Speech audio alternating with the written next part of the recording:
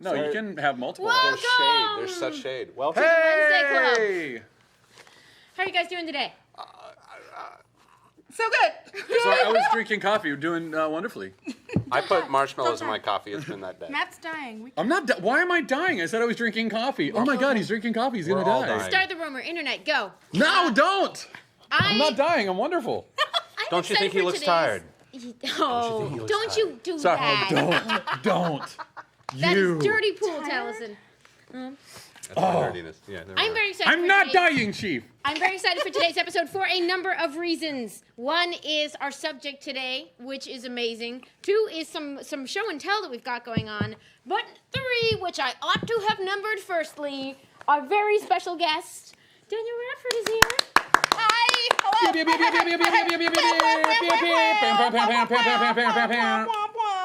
Would you please introduce yourself for anyone in the audience not lucky enough to already know? Hi, I'm Danielle Radford. You might recognize me from Screen Junkies News. I have a podcast where I talk about wrestling called Tights and Fights. I am all over this here blessed internet. Hi. Well, I didn't know that you had a wrestling podcast. That is impossible. How The do you- internet says I don't think that I knew that. And a certain superhero RPG. Oh, and a certain superhero RPG, which is now Dunsies.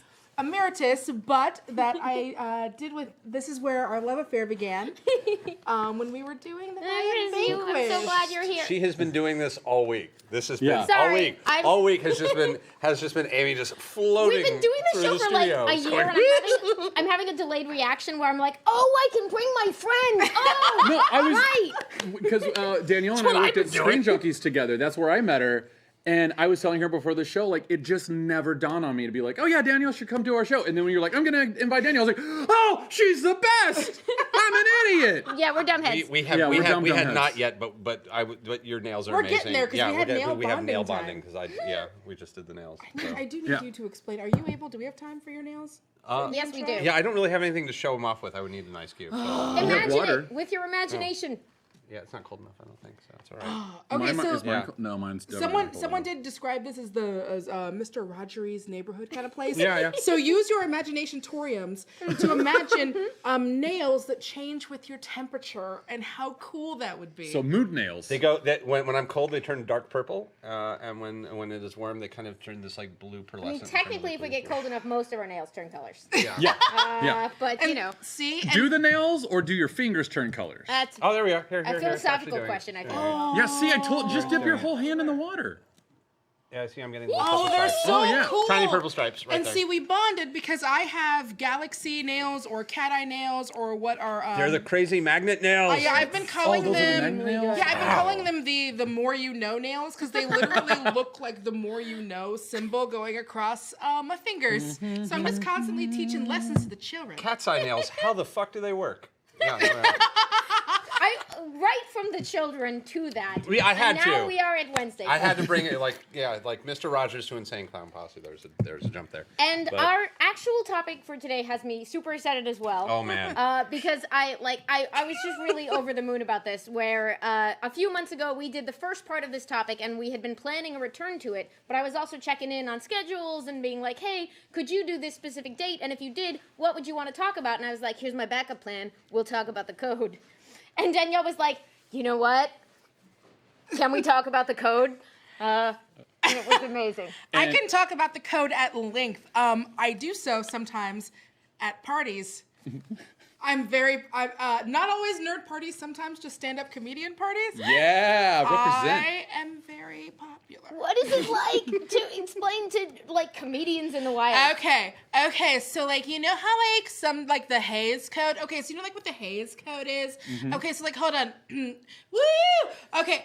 So you know how like there was this, and then like comic books, and there like used to be like EC. And have you read Mad Magazine? And usually Mad Magazine is the intro. For comedians, The gateway. especially. For Yeah. comedians, it's the gateway because everyone here knows someone who wrote for Mad or Cracked. So it's like an easy. If you mention one of those, you can kind of slither your way in. Oh, everyone Like a apparently is going to sperm be. going upstream. Everyone's going to be drinking for McCarthyism. Oh wait, I lost the drinking game for this one. Yay! Yeah. I lost it. What is it? Oh, corruption of the youth, McCarthyism. There was one Yep, more. I can't yep. remember where we had. And now you're Seduction of the in. Innocent? Seduction of the Innocent. Yeah. Wortham, and I was trying to how see the much other we one. love him. And Yeah. can we also take a moment for Ken Wynn? I know. How amazing is it? This week when didn't I give was enough like, I time. don't know, do the stamp again, but like do a twist on it or something, and he was like, oh, I got you. Coding Yeah. the code. We're slashing the code. Wait, no. Well, yeah. It's so pretty. I So- want to commission. Okay. Ken Wynn's amazing. Yes. We know a guy. Yeah. We know a guy. His name is Ken Wynn. He did Yeah, that. I'm gonna. He was just I in like here to like pay artists 10 minutes money. Oh man, I got such plans. Yeah. So we do have a couple of sort of show and tell items. First is that I want to say another big thank you to @BartonMO1 Yeah. who Whoa. made and sent us this incredible mug. We now have Master Mug. Yeah. It's the mug that binds all the raccoon mugs together. We Yeah, we now Rocket have raccoon, like our equivalent of a rainbow conch mug. shell. Mjolnir. Except we will continue to all talk because Yeah. that's just how we do. Yeah. Mjolnir's a good call too. Like, It is yeah, just it because is. of the Rainbow Bridge. I'm like, Well, and you have to be worthy to wield it, and only they who are behind the counter are worthy. that's so. fair. Sure. I'll go. very- Sure, the identity of the worthy changes week to week, but the chair is worthy. Keep going with the mythology, folks. We need to hear your detailed retcons and no press explanations. Yeah, I was about to say you'll get a no prize. We have more stuff. We have a surprising amount of stuff to show off, and I know we Yes, will go through it. and we didn't talk in advance about whether we were going to do it at top of show or bottom of show, and I don't want to forget. So what do y'all think? Top of show. Right now, we're doing it now. Because once we start in on the Top of code, the it ain't gonna Jordan. stop. It's Yeah. just gonna be this giant. I'm going to hand these out. We are not doing a proper letters column today, but we do have a couple of items. Hand this one all the way down, please. Okay. And then we'll just do them separately because why not? Oh my God! I owned that shirt when I was a teenager. Not surprising. To Taliesin, a little piece of my cultural heritage. I hope you like it. I don't know if any of the humor got lost in translation. Anyway, thank you for both CR and WD. WC. Lots of love from V. Marine in Norway. PSU in the dust. Very nice. I know what you mean. Wow! Oh my God! This is like. Oh my God! I'm already into this. oh, whoa. Oh my God! This is called Nemi. Oh, that's. And she's not just goth, but that's definitely some Norwegian goth energy going on there. And I'm very excited. I owned that shirt, although it was not a tank top also an cut. adorable crop? Okay. No, it was not. My belly has never been that exciting. I am into this, Oh, and man, I yeah. will have this read before the weekend is up. I am so I am so excited. You might have that read before the night is over. Man, Yeah, you may just sit there while we talk. there's a blue-haired, like awkward girl, and like Aw. I knew a blue-haired awkward girl. Hi, Vesper. I am a blue-haired awkward girl. that There's is so many. correct. Watching? No, That's maybe. unfortunate. I don't know. I can never tell with Vesper. If Vesper, if you're watching, If you're watching, hi. you're always my And hi, blue-haired Jordan. awkward girl. Hi. Hi, Jordan. Because presumably Jordan is also watching. Yeah, Vesper. maybe. They could be. I love you both if you're watching. Oh, these are cute. Look! Oh, what is no! that? Oh, What's happening? God. What's happening? Look at that! Spider-Man, Punisher. Oh my God! Oh, what? Now I want to read. Oh, I'm it. so excited. I want to read it really bad. I am. Oh, I and am, look, there's you at a party, like talking about the comics Yeah. code. See? Woo! Sell the Hayes Code. And we don't know what that says, just like you. See, remember Tales from the Crypt, the TV show? That was a comic book. Blech. I am very excited for this. I'm gonna give it a read. I'm enthused. Listen, This is- Bill Gaines was right. Bill Gaines was right. I meant Gaines, not Gates. Gaines. Bill Yeah. Gaines. Gates also right. Awkwardly showing off the T-shirt. Oh, you're wearing the shirt. Oh, Got it, that's got it. amazing. Beards of our You forefathers. can get them from Comic Book Legal Defense Fund.org. Actually, I'm gonna make a note to do that because I really want that I shirt. do want that shirt. Can Yeah. you send me that note? So I Yeah, can buy that note? So yeah. when I have money, I can buy things. What else do we have to show off? And Matt, if you want to take this one. Oh, definitely. But first you I have figured to this write out. I don't down know. It's Oh, a thing. Bill Gaines shirt. Oh, I see how. It's got a. Oh, okay. Here's a little Terry tear. It's There's like a it's like note. astronaut ice cream. Oh, Is it astronaut ice cream? That would be exciting, but probably not. Well, this is probably still exciting. It has an app, whatever it is. Oh, there you go. Oh. All right. Let's see. Hi, Amy, Matt, and Taliesin. That's us. Also Danielle. I love the Wednesday Club, and I just watched the Fables episode. I noticed it was tough to see the awesome timeline Amy drew. I hope this helps the crew. Oh my God! They gave you gadgets? I don't know. I don't Better know. than gadget. But it's Rocket Book. Oh. What is it? I don't know. It looks like it's graph paper. Oh. So There's little thingies. And there's Is QR it magic codes. drawing paper thing? Yes. what does it say? You've got the paper. Prepare for launch. Rocket Book. Prepare for launch. Download the app. Inside the app, set up your rocket. Let's see. For each symbol, select a cloud service. It's an organization system. There are 7 symbols at the bottom of each page. Think of each symbol as a subject in your notebook. Let's see. So you Here mark we the go. symbol and then and then it will actually copy it directly to man. where you need it to. Oh. Wow. We're gonna The have future is so dope. so Yes! meetings, customer meetings, general history, biology, English, math. Okay. You could be so organized. You know, look, my Marcus brain and is split Hayden into the scan total pages, chaos yeah. and the like hyper crazy. I built a pull list for 800 people. Like, it's one or the other. Oh, I'm we're learning. gonna have to get, if we're gonna use this for timelines, we're gonna have to get a few of these. Yay! This is cool. We're gonna It play with says this when you toy. mark a symbol on a page and then scan that page with the app, Rocket Book blasts those notes to the right place, instantly organized for you.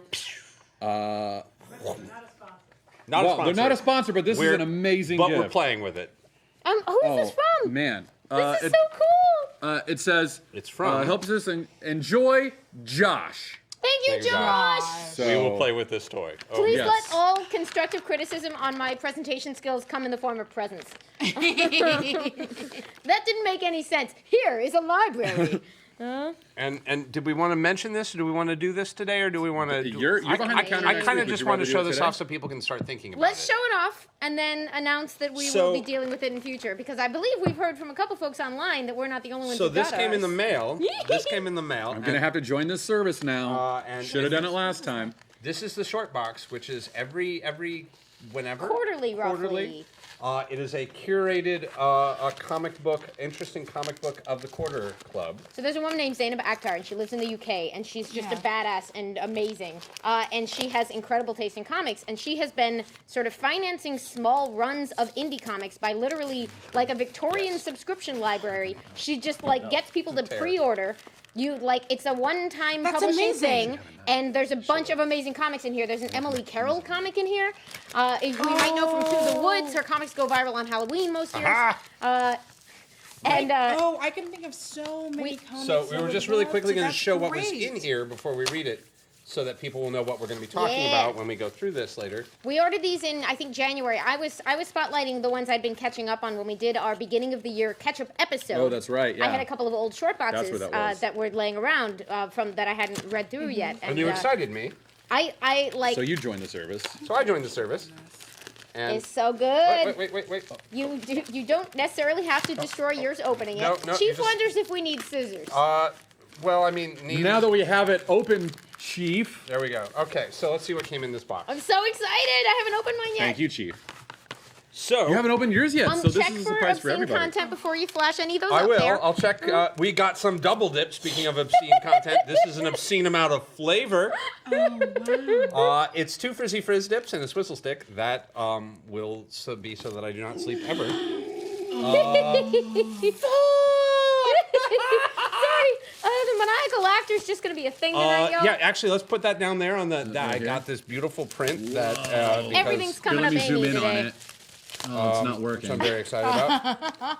A tiny book called Wizard and Soft Pig, which looks exciting. I'm very excited about that. You want to hear? Yeah. A intense looking thing called Beneath the Dead Oak Tree by Emily Carroll. Emily Carroll is the artist I was talking about. She's done some really great ghost stories and other creepiness that's great. Something, and I don't know why I want to say this with an accent. Get in Big. Captain Big. Get in Big. Get Well, in now big. we're all going to say it. Natasha. By Captain by a name I'm probably gonna pronounce poorly, and I feel so bad. Is it Vivian Vivian Schwartz. Schwartz? Thank you. I'm terrible at reading handwriting. a book. I already like the title. Ooh, I like that crossfade. Whoa, picture in picture, y'all. Whoa, are we doing that? We're doing What? Chief, what are you doing, you monster? that. Something called navel gazing, which looks intense. Oh, Look at all these books that came. Oh, wow. Whoa, that Yeah. is. Whoa. And Sending You Love from Paradise. Which is another want to read all design. of these. So we're going to be at some point going through all this. We're going to be talking about how we feel about all these books, I'm so excited. and you'll be seeing how I feel on 3 packs of Double Dip. Essentially, you can orders for this would have closed back when we ordered them in January, but some of these books should be available on her website. With sort of like this finances the making of small runs of them, Yeah. And some of them will go on to get wider distribution. There was a comic I read in Shortbox a while back. I'm gonna get his name wrong. I think it's Ben Passmore. He had a comic called Your Black Friend that got picked up by Silver Sprocket in San Francisco, if I'm getting that name right. And now is being put out in like this nice fancy hardcover that just got like a starred review in Publishers Weekly or something like that. And it's so cool because it's like, yes, that was very good. And this is the actual how things get from a cool idea somebody has to like a book out there in the world. Like it's steps like this, and it makes me so excited to be part of it. This is scratching my itch to go to an ape show. I will definitely say I Is Ape missed. still around? Are we? I thought it wasn't, but I've been corrected. We talked about it a bit that it I has can't moved remember. locations and changed Yeah? a couple of times. I can't remember But, if we. Yeah, it's what our conclusion it's was. it's a convention in the witness protection program. Is I think what we've come down to. It's the secret show. Yeah, you have to know someone who knows. gotta know. someone. You Bring gotta, an egg. You gotta go to Cloak and That's Dagger. how you get in. First, you gotta go to Cloak and Dagger, and we don't talk about that. But yeah. So yes. Dagger. We Yay. do have a lot to talk about. My God. Oh, I'm are so you not excited. making that up? Is that a thing? That is a thing. Can I show off what my little nephew is doing? Yes. Yes. So for Christmas, my lovely wife Brittany and I got our niece and nephew like some various little comic booky goodness. Like we got Squirrel Girl for my niece, and she loves it. But we also got just like a primer for like kids under 10 on Marvel superheroes and villains. And my little nephew is reading it and is in love with it, and he brings that book everywhere he goes, and he is now drawing his own characters. And I promised. So this is Mr. Power. I need more of that. We're not done. I have We're a not done. description. Hold I on. need- So my brother sent this to me. My nephew's name is Caden. Hi, Caden. So Hi, this Caden. is Hi, Caden. Hi, Caden. This is Mr. Power. He's got 2 swords, man. He's wielding 2 swords and guns at the end of his antenna. Yep. He can also shoot fire out of his red stripes, and apparently he's telepathic. Oh my goodness. So he's a villain. He's a super villain. You know, I I can did see get that impression. This is some strong visual design, Yeah. and it says terrifying villain. Yeah, and my I like the fire mouth. Guntenna. That does it for me. yeah, and Guntenna. Guntenna. Yeah. I told my brother this is one of the greatest things I've ever seen, and my nephew said thank you. He worked hard on it. So I then asked, well, who's the hero that the supervillain fights? And he said, so here's the next one. A hero for our time. It's Cheese Man. I mean, yeah. that is my hero. Yeah, and as my brother says, no, he's not a slice of pepperoni pizza. He's a slice of Swiss cheese, and his holes are red because it's Caden's favorite color. Good reason. His guns shoot nacho cheese that is very sticky to whomever gets hit, so he's Paste Pot Pete or the Trapster. He can throw cheese slices like Batman's batarangs. He also has a cape that helps him fly, but he uses jet propulsion cheese boots for the power. Yes, he does. The hero for the he does. lactose tolerance. Okay. And the cheese sword I'm sure on you his can get, back like, a is sidekick that's like almond man or coconut. like milk. non-dairy man, yeah. Non-dairy man. Or prosciutto woman. lass? It could be non-dairy woman. Non-dairy woman. Yeah. Also I true. feel prosciutto last would really. Also, can we Wow. can we Do it cut for me. cut back to Cheese Man? You need to see this. There's a cheese sword on his back. I don't know if you guys wondered what noticed that that. was. Cheese sword is actually a magical staff that can command cheese everywhere to do his bidding For instance, surround his enemies and tie them up, or create protective cheese shields around himself or others. Lactokineticism, by the way, is a real power that's been used before. It was from like the 3rd season of what was that British superhero show? They had the lactose kinetic villain. Oh my It's God. a thing. Are you kidding? No, he was called Milk Boy. And he was like really. Do you remember? Because he would like make people's like internal mucus like fuck with them. I think so. Yeah. Yeah. This was not Misfits. No. Yeah, it was Misfits. Thank you. No, because granted, I stopped watching. No, you stopped watching. It was the You thing didn't get to milk? I didn't get to milk. it's the thing. That's what I should have. I should it's- have waited for milk. Just find the episode with Milk Boy, because it's the only thing that rescues that 3rd season. But yeah. What? There! Oh my God! You found him! He's so scary! Chief, you're so on it. How did you Chief do that? is the best. This guy- Wow. Chief. No, he's scary, isn't he? You're like, oh, God. There is something very intimidating about that. Lactokinetic. He also loves tea. Lactokinesis. He's Wow. really- yeah, he was a great, weird little villain. Misfits got So, weird. Misfits got I weird. only It ever was saw the so, first season The of first it. 2 seasons, and then it got... A little strange. Yeah. Caden, thank you so much for sharing your wonderful characters with us. Thank you, so Caden. much, Thank you. Caden. My little nephew, and I know my niece, Katie, is also working on a comic book, but I think she's still in development on it. Give 'em up. Go more indie Can press. Hopefully- Should we do that an episode? I'll come back and we can all share our old school like Mary Sue's. I'll see if my parents can dig out my old composition books. Oh, man, I got Hey, I got have- some dark stuff. I have It's one not that I did cool. in 4th grade called the Taco Bell Avengers, because I've loved Taco Bell since I was a child, and I think I have it somewhere at my house in Pasadena. I had a team of nightmares based off of the idea that Freddy Krueger was not the only creature like him, so Oh, I had no, like no, thank you. dozens. But like not all, they were all like weird, but they were all not necessarily like, Amy is like so negative. upset right It was great. I'm so happy. Mine, oh my God, mine was a mutant and she was one of the X-Men. Yes! And her Yes. power was that she could have every power as long as she met someone.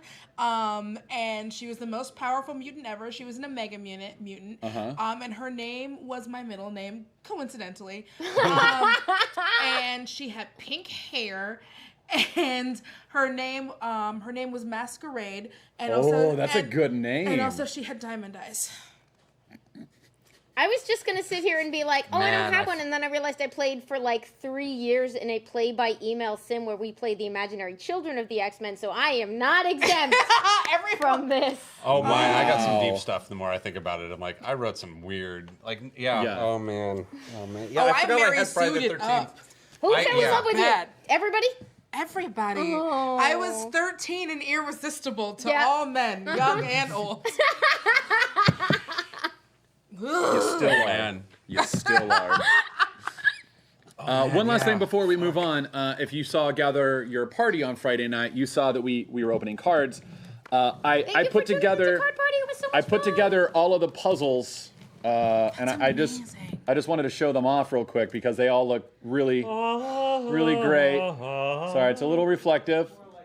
Tilt. Now that's worse. No, more. There we go. Watch Alpha. There we go. Oh, Watch out. Watch Alpha. look at that full page spread. Here's the That best. one's beautiful. Doctor. Make sure. There we go. That's one of my favorites. Oh, Victoria Montesi. Hello. One of my faves. This is the. So, Danielle, we all independently lost our minds over this series because it is a Punisher story none of us remembers ever seeing any reference to. And there's Suicide all Run. these characters that we've never heard of ever. Ever. So wait, this isn't like 2099? No. Nope. No. Oh. This It's, is. it's like a Death of Superman knockoff where there's a million other Punishers that rush in to fill the void. And it's like, oh. And it's Frank amazing. Castle, by the way, is still around. And for that So- matter, why is everyone cool when like you're saying like I don't remember this? It must have been 29. Was I the only person who read the entire 2099? Oh, dude, no. I loved. Because everyone keeps Spider-Man going and I don't know. X-Men 2099. Doom 2099. Hulk Spider-Man 2099. 2099 was legitimately fun. Yes. So were In the the way that X-Men. the So were the Spider- X-Men. Like and so was Metalhead. Doom. I love Metalhead. Anything he touched, he would be like he was And like the essentially glowing absorbing nuclear them. skull character with the bad 80s hair. I mean, there was some good stuff in Some there. fun stuff. It was It was like a comic before its time. Very much. What if 100 years in the future, worst. everything was a trauma film? It was like very much like Yes. Marvel's Yes. Trauma. The Punisher 2099 was really good. I do need to get to one little thing though in this, and that is there's one missing. One missing. Are we down? Are and- we really only down one? We're only down one, And Markia, I believe, has it because it's Gamora. I looked at the checklist. We have 2 checklists, and I looked at it, and it's Gamora. And I know She pulled that a Gamora. Markia pulled She a did, Gamora 'cause because we she were was talking showing it about off, and There it were a looked couple great. of Gamoras, though. I hope it's the right one. I've gone through all of the cards, and I've organized all of them because that's what I do. She did walk Sure, out with I some had stuff. key question to do, but there were also cards to organize. Side note, are you watching Key Question? You need to be watching Key Question. Did everybody see the mystery picture that you posted this week, which was amazing? They Thank you. Don't please do this guess to Markia. what this I is gotta about. look. I gotta see her in the group chat later. Don't do this to her. No, I gotta see her in the blurred group chat later. Do not do this to me. Markia knows I love her. I want her on all the Geek and Sundry stuff. Also, yes, guys, we do have our blurred group chat. There's a lot of love for $20.99 in the chat right now. Oh, yay! Less. Oh, good. I'm glad someone I'm did. really an episode. I'm really excited about the next 3 key questions that we shot on Monday, and that like I'm not gonna. I'll tell you guys what. Well, I think I've already told you what that. No picture one was can for, hear but- you. It's fine. No, but I don't want to. But I do love that. I like to trick them into we've thinking already the had internet's not watching. we've already had a few like Geek and Sundry fans like play with it and put me in front of like a chalkboard. Someone else put me in a debate with Trump, which was funny. I saw another one today, but I want I to put you on the moon. do it. Maybe, yeah. Do it, yeah, because it's all in front of a green screen. So Yay! yeah, I but want to thank see you. Matt on the moon. That won't be. If you believe, we put a Matt on the moon. Matt on the Matt on the moon. Wow. What a great episode already. And clipped. Okay. I do have a question before we get into the code stuff. Yeah, let's do it. exactly. How did you get into comics? I got into comics, so I have always been really into like the idea of the secret identity. And so while my first real introduction to comics before, and I mean, we're not going to count, obviously I loved Archie. All kids loved Archie. I started reading X-Men with when the X-Men cartoon came out. But if we want to be real, Gem and the Holograms is where I learned to love The alter ego! the superhero alter ego. I can directly track that to Gem and the Holograms. Gem and the Holograms is about this chick named Jerica who's a businesswoman by day. And then it's Showtime Synergy. And then it's Showtime Synergy. I fucking love and Gem then and like Holograms so goddamn much. holograms become like, you know, turn her and her band into these fantastical folks who are constantly fighting against hating ass pizzazz and the Misfits. Hey, the Misfits, to be fair, their songs are better. They are the Misfits. I love it. You don't even know. But yeah, and so That essentially, awful other band that no one talks about. What were they called again? The third band? I can never remember. There was a third band? There was a third band They of, were like, like a weird, like they Malibu looked- blonde assholes. I think they were called the look- Shitty Beatles. They were like they were. They were- looked like Nelson, but they played R&B. Yeah. It was very weird. There was some weird episodes. The Stingers, I don't know. It yeah, was something something like very that. close to that. I almost got to be in a Gem and the Holograms fan film, and I couldn't do it. And it breaks my heart. I Oh, wanted to was work it on this. Charlie's? Yeah. I got love to do Charlie. the. I got to do the. They did like a music video for it. I and so got to do a little bit of that, I bought in the Kickstarter because I was like, I want this so badly. We should Yes. have Charlie on the show. You should have Charlie on the I'd show. love her, yeah. Charles would kill it. But yeah, so the thing Charlie about Feldman, she's great. You're gonna love it. you would you're gonna fall love her. in love Yeah. instantly. It's Yeah, crazy. insta crush. She's great. So the thing with Gem was it was like someone once watched Purple Rain and was like, what if we did this with white people? And Ooh, yeah, that is what it is. And, Yeah. and that's what Gem was. And I loved it. It was like big hair, attitude. But yeah, it was that thing of like Gem is a businesswoman who is secretly a singer who also has to save the day all the time. What? And there were songs and it was great. And so I think that was the thing that like spurred my love for both the superhero secret identity and being outrageous. And you both. It's I try. Well, it's interesting because I came to comics late and I was a Gem and the Holograms fan before I was a comic book fan. So I'm like, I hadn't really thought about it, but yeah. When did that you was a come into very. comics? I was a teenager. I was much older. See, I was like 11, so it was still like later for. I'm in my 40s. I'm old, but yeah, I got into comics when I was like 16 or like it took high school friends to be like. Why aren't you reading these? Going back Dummy. to when you would have been 16, there wasn't a lot of really cool, interesting stuff happening back then. So I get it. I didn't know. I was very insulated. I suppose would be but I loved like that triple feature morning of Gem and the Holograms and Humanoids and robotics was like a big thing for me. So. But yeah, so that was, and then my mom saw that I was super into X-Men, and I was like, X-Men, everything. And before that, I'd been into Ninja Turtles and a bunch of stuff. The signs were there, is all I'm saying. So anything that was like a bunch of folks saving the world and having to protect their identities, I was always into. And so my mom got me, it was X-Men number, I'm dating myself, I don't care.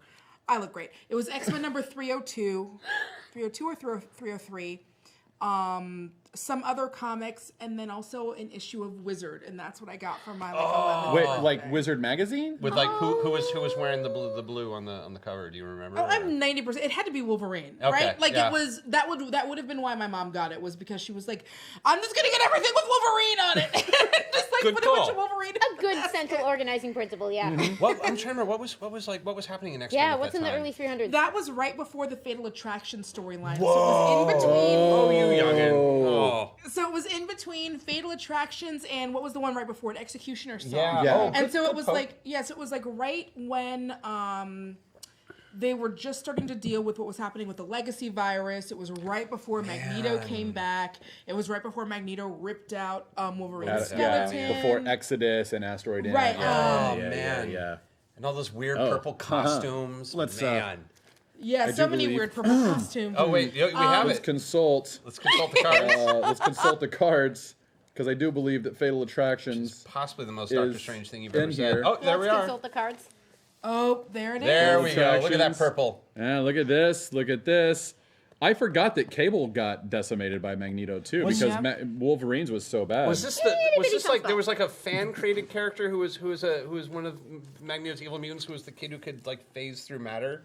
He died real quick. He died real quick. He I don't died remember him. real quick. Yeah, he was a matter. He was like he could teleport through matter, which is Yeah. I got into the monthlies later. Like I was go. watching the show. We're getting I was weird, like kids, I know. picking Yeah. up volumes. I was getting into manga, and then like by the time I was doing monthlies, like I made like 8th, 9th grade. I made a friend who gave me 350.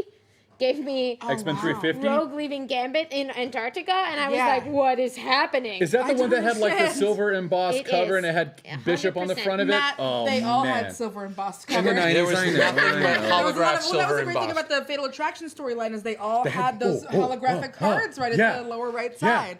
And that yeah. made it so easy to tell what the tie-in, like because it was a crossover between like multiple well, then titles there over was 2 Phalanx months. Covenant, where they were all numbered with the was a same more shit. Yeah, it was right after. Yeah. So Yeah. first there was Bloodlines, which god. This is the show I get to do this at. those Okay, of great. you- Yeah. I'm sorry, I get Welcome to. By to the the way, Wednesday Club. I also I think get to feel free. So I also so think ne- Bloodlines is in the cards. So Yeah. let's see. So next there was Bloodlines, and that was the one that also brought in because that was like that was also Blood Ties? the Blood Ties. Thank you, because Yeah. that was also the Avengers That and was everyone. Avengers because it and West had, Coast Avengers. Yeah, because it had man. Quicksilver and it dealt with Scarlet Witch and it dealt with what had happened to Magneto, and some of the worst, I will say. It was like they had never read an X-Men comic and suddenly had to write an X-Men comic, and they were Amazing. like, sure. Yeah. And then there was Right. after It's that okay. came all the It's stuff okay. with the Phalanx, and that was when we got the introduction of Blink, and it I became went back to Generation track down X. all those because I was man. a Generation X super fan. Well, and so I that didn't- was me trying to get all the parts of Phalanx Covenant, being like, "What is?" And then like the random issues of X Force where she's a bird, where I'm Jodie Hauser is reminding us that Blink died early in the 616 dimension, but yes, we know. She did die really early. She saved everyone. They were on that boat, and she was like, "I'm just." That was back when her power was more like everything is being severed, and less like the weird blinking. And when I was a kid, I didn't realize, because I thought that it felt like when Blink died, that ended, but it went on for like a bunch of other issues of stuff I did not care about. You're like, and So something, when I- something, something. So when I went back and bought the books, I was like, oh, and X Factor and Excalibur were there. Yeah. Oh yeah. Cool. But then I got super into because I was the right age to There's- get into Generation X, and I was like, Oh man, we were just into talking about how On much fun Friday night, Generation yeah. X was on Friday night. I taped that movie. I still haven't seen it. I'm Thank scared. you. Are you I kidding me? I haven't seen it. I think. Oh, you got it. Oh, we got to do this. Oh We're yeah. gonna do a special Wednesday Club like watch along of. Well, I don't know if we Generation actually could. Wednesday? Yeah. Generation. It's- I'm assuming you know about this, so I don't have to recap it. But Yeah, thank you. Oh, Cartoon come on. IT. oh, sorry. I got so excited talking about. Interestingly, this does tie into today's topic because we I are love you, Chief. revisiting the Comics Code. And one of the major things to know about the Comics Code and its effect on American comics is that the reason that anytime we're talking comics, we end up derailed and talking about superheroes is because our industry got unfairly centered around one genre, partially as the unintended consequence of the Comics Code. There we go, segue. Nice backhand. Did it! Well done. Yay! Very, very, very, very nice backhand. So, if I may throw out a suggestion, we maybe review the let last us episode review. and then go forward. What's the Comics Code? Are you asking me, or do you? We are Who wants asking to you. start? Oh, do you want to? You're the guest. I'll say it. I just don't want to steal. I No, just, no, I You don't want wanna to steal. defer to me? I don't want to. If you want, you're the guest. I want you to talk. So after Seduction of the Innocent and there was a combination of Seduction of the Innocent and the Hays Code affecting the way that people were looking at media. The Hays Code, of course, was when the movie industry was forced to censor itself by a very McCarthyism Senate and Congress and all that stuff. And so comic The books... Hays Code was 30s? 30s. Yeah. Okay. And so comics decided, much like music would decided later, well, we're going to go ahead and censor ourselves so they can't censor us. And coincidentally, every way that they censored themselves pushed out the most popular genre and mostly the most popular publishing company that was happening at the time, which was EC, which would later become DC. And you can see a lot of the way that reverberated in Mad Magazine, which was a parody of so much of that, and you should read it. William Gaines was in charge of EC. Wait, what's the EC-DC connection? They became DC. Were they did pieces of them get picked up by National? I know Yes, that DC everyone got picked up by everybody. Okay. So yes, through multiple filters and multiple things. Eventually, Mad is now published by DC, but I couldn't figure out when that happened. Yeah. It was around that time because, it was one of those things where it was like they became non-solvent. They were only doing... So one of the big things about the code was that it really targeted horror comics. So anything with terror in the title, you couldn't use that. You couldn't talk about divorce. You couldn't have beheaded folks on the covers of comics, which... Turns out, bad taste? That one I get. Yeah. But you couldn't do divorce. You couldn't talk about gay folks. You couldn't have this was when it was like, well, we can't really even have people kiss, even if they're the sexes we approve of kissing. Yeah. It couldn't be sexually suggestive. Yeah, it got real puritanical. You couldn't talk about... I think you could talk about divorce, but you couldn't talk about divorce as if it was a good thing. That comes up a lot in these codes where they're like, no humorous or positive depictions of... they were just Yeah, it's terrified you can that talk people about would it be because it's life, fine. but you can't say that you'll be okay after you get a divorce. So I actually would love to advocate, starting with, because we talked last time we covered the subject, we talked a bit about some of this lead up, some of the at first they were sort of campaigns looking after children's welfare of it'll ruin their eyes and rot their brains, and then with the It's not actual literature. Exactly. And the ones literally being the colors are bad. It'll render them unable to look at art. Reasonable things that parents think. Granted, some of the colors were bad. But, they did not have these effects.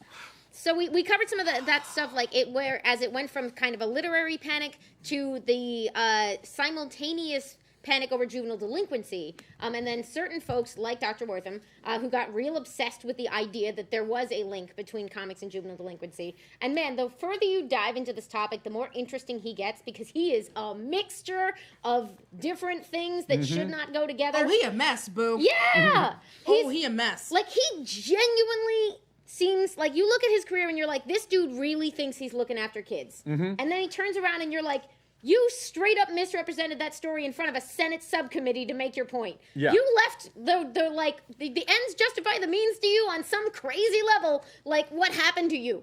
Anyway. Who hurt you? And why did we Apparently. take? Yeah, I can apparently come. I was robbing short shorts. We should have known. I mean, that's, I guess, a possible interpretation. He saw a lot of things he could read into comics. He needed a therapist, is what he needed. He was As a a therapist. psychiatrist. Work some stuff out. Yo, Yeah. psychiatrists need psychiatrists. Yeah, Yep. fair enough. Yes. Hurt people hurt people. Yeah. It's all fair. So as a result of this panicking, getting dragged in front of the Senate and worried that because towns and states were passing laws about comics, and at first, in the first 10 years of comics, the trends were changing so fast. It was like superheroes are big, westerns are big, crime is big, horror is big, and crime and horror were really big right at the same time the juvenile delinquency thing was happening. So it was like a perfect storm of bad news. And after this horrible public relations disaster of several years. And then poor Bill Gaines going up in front of the Senate and making it worse. Yeah, thinking he was doing the right thing. And, he was saying the right things mostly, but in the wrong way. It was just you think this cover is in good taste? And he said, for the cover of a horror magazine, it is. And and he's not wrong. Then he clarifies, he's like, a bad taste would be if you could see the blood coming from here, and if blah, blah, blah. And they were all like, we rest our case, it's 1954. I liken him to, how cocky, what's-his-name from Twisted Sister was when they were doing those same, the music censorship ones, where he comes in and he's, flipping his hair, and he's like, you don't tell me what to do, man. It's like, you're not... No. What we really need is a Denver. Where's John Denver? Or who was it who did really well in those? It was Zappa, Frank coming in. Zappa did Frank, great. if you ever want to read the I don't know transcripts much about this. of Frank just spinning circles around those guys. Yeah, it was him and John Denver who were the ones who came in that were like, this sucks, don't do this. Yeah, Frank did a good job of making them look and feel like idiots, How do I look this up? I used to those have of you who I had a don't book of it. I don't know where you can find it because I was really into Frank Zappa when I was young, and yeah. Zappa is boss. Thank you for the Our producer is Liz. reminding us that Zappa is boss.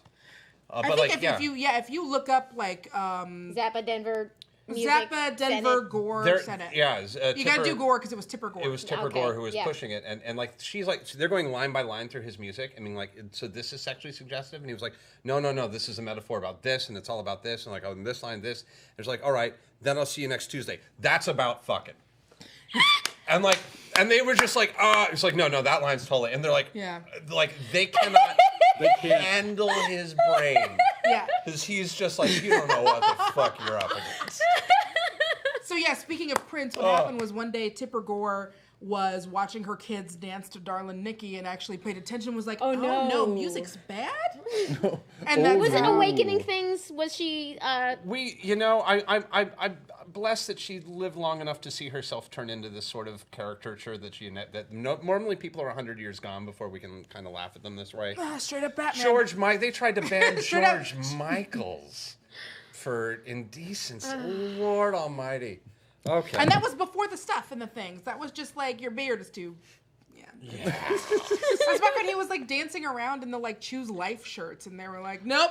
We cut that. By the way, I have a friend of I have somebody on YouTube who cut George Michael's "Wake Me Up Before You Go" to Corrosion, and it fits perfectly. So it's just hey now. It's great. Sorry, we got. But so that's another form of just and then that was when they just panic, and that's when they decided to do their own code. And so comic books decided well, we're gonna get together and we're gonna do our code. And you're right, Bill Gaines did not help himself.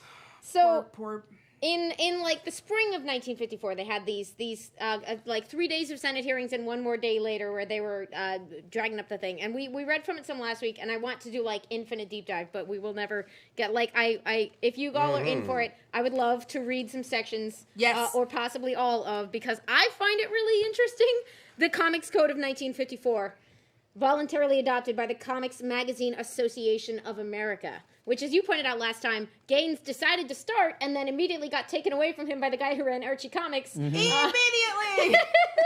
And he refused to join this initially until it turned out no one would carry his comics without the seal. Yeah, it wasn't that kids wouldn't buy them; it was the distributors would not carry the comic without the seal, which means you can't get it to the kids in the first place. Which is the trouble with self-censorship, is that once you start instituting these things, it becomes a system. It's very much it's an economic system that's brought up today often when people are when people bring up issues of why you have to serve. Like why grocery stores can't decide who they can and can't service with their services, because then you can set up regions where it is physically impossible for certain types of people to Yeah. live just by deciding that basic. So it kind of creates these weird pockets where you just decide that you can literally shift people out of economically. And this is what happened to all these comic book companies. There's like, it's not that you can't publish or print your books. It's just you can't sell them anywhere where you can't physically get to. Mm-hmm. So it's not censorship, it's distribution. And they had tried the laws of censorship. Luckily, there was a Supreme Court decision in 48 or 49 on a separate, like, obscenity thing that meant that, like, New York passed laws against certain comics, like, over and over, and the governor kept having to veto them by being like, this is basically identical to the law the Supreme Court just struck down. You can't, it's You can't do this. Like, try again. We're and they not did. spending money on this. State of New York, which I am in charge of. Yes. He was just like, it's not that we don't all agree with you. It's just that that's the same law. Yeah.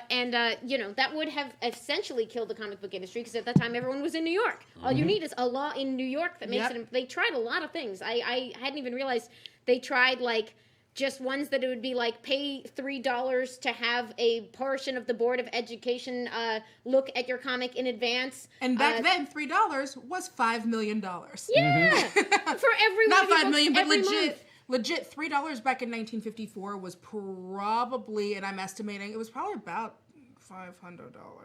It was a lot of money. a lot of there money. was a Over and over separate again. plan that was proposed that I don't remember where this one came from, but it would have been another board that would check things out before they published them, and the fee would have been, if your comic sold between 500,000 and 1 million units, then it was $100 to have them look at a thing. If it was between 250,000 and 500,000 units, then it was $50. And here's the great thing about, like, the scale of the comics business back then. First of all, those amounts of money are insane. But second of all, the leader of Dell Comics was like, guys, this would cost us $3,000 a month. They were publishing so many comics, and their circulation was so high that would have added up to $3,000 a month. I'm gonna do this math really quick. I have had this open because I've been rewatching Mad Men, so I can do this really quickly. $5,000. $3,000 per month, right?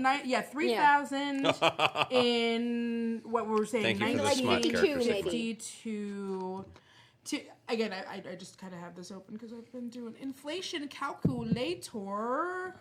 That would have been about $30,000. Yeah, a reasonable operating monthly cost for a publisher of children's books. Jeez.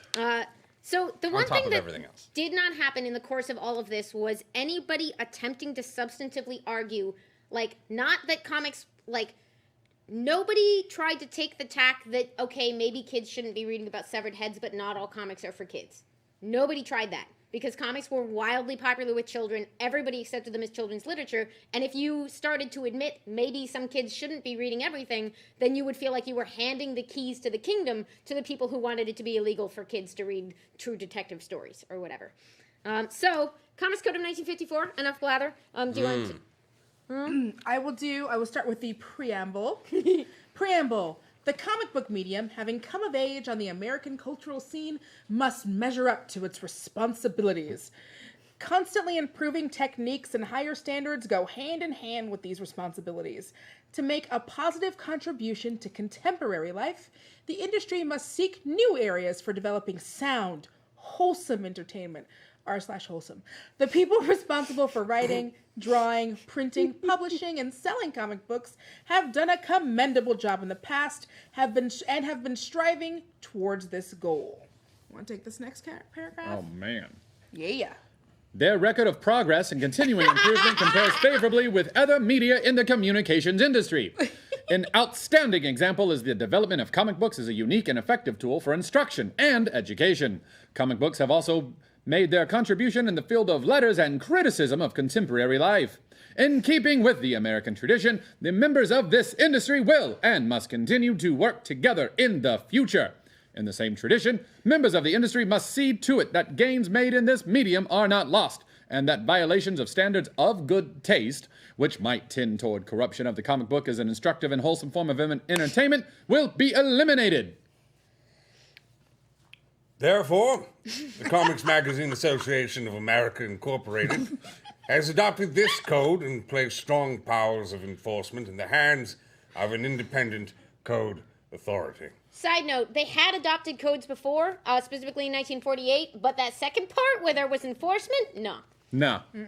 Further, members of the association have endorsed the purpose and spirit of this code as a vital instrument to the growth of the industry. To this end, they have pledged themselves to conscientiously adhere to its principles and to abide by all decisions based on the code made by the administrator. They are confident that this positive and forthright statement will provide an effective bulwark for the protection and enhancement of the American reading public. Please stop trying to legislate us out of existence. We swear this is gonna work. And that it will become a landmark in the history of self-regulation for the entire communications industry. Oh, dear. So I'll do a little bit in general standards part A, Yeah. which is code Yeah. for editorial matter, and then I'll pass it around. 1, crimes shall never be presented in such a way as to create sympathy for the criminal, to promote distrust of the forces of law and justice, or to inspire others with a desire to imitate criminals. This is interesting too, because at the time the FBI was very, very upset at mob fiction because the romanticization of the heroic mobster was a really big thing at the time. The FBI was very upset about that. Like Mobster as Robin Hood. Mobster as Robin Hood is considered to be one of the reasons why, like, they later, when they found John Dillinger in hiding years later, they literally pulled him out of a movie theater and just blew him away. Just like, it was like they were so angry at how irritatingly charming he was. Damn your hotness. He was apparently a very attractive man. They've made some movies. I recommend you watch them. No comics shall explicitly present the unique details and methods of a crime. All right. Policemen, judges, government officials, and respected institutions shall never be presented in such a way as to create disrespect for established authority. Boy, My favorite part about the first one is that a rule that you shall not tell a story where there is sympathy for the criminal basically means you are not allowed to write interesting stories. Yeah. Yeah. Like it's the basics of fiction that you want to create conflict and dilemma, and they've just Also, taken it away. they completely take away the capacity to write commentary for the world around them. So it's like we're not allowed to say anything about the Eisenhower administration or about the governance of this particular state or the way that cops are working in this city. Like we can't, because we can't question that authority. Suggest that there might be flaws Yeah. in those systems to children. If fast forward to Green Lantern, Green Arrow. Yeah. That'll Oh come boy. If crime is depicted, it shall be a sordid and unpleasant activity. To be fair, it's pretty sordid and Although it's sordid, interesting- yes, unpleasant. I don't know about. There's not a lot of on-the-record confirmation of this, but it is widely considered that this is the reason Catwoman drops out of comics for a couple of decades. And she was Two-Face. glamorous, and she usually gets away with shit. It's pretty sordid. Bless her. So And The and sordidness is the best part. I know. As Two-Face I was about to say, completely as disappears Chat the same knows, amount of Chat time. knows. I love the word smut. I'm a big fan. Smut's a good smut. word. Well, you are a smut. I am. It's the Smurfs that come in the never mind. Play along with the smuts. Wow, that's just gone so many bad places that I'm so excited about. I enjoy watching you two become best friends. I'm This is so really funny. This is really fun. I'm going to hand this over to him, and I'm going to read No, a no, couple keep more. going. Criminals shall not be presented so as to be rendered glamorous or to occupy a position which creates a desire for emulation. Oh, man. No Bonnie and Clyde. Boy, no Bonnie and Clyde, no John Dillinger. And no MAME cabinets, am I right? I'm the worst. That's terrible. Ignore me forever.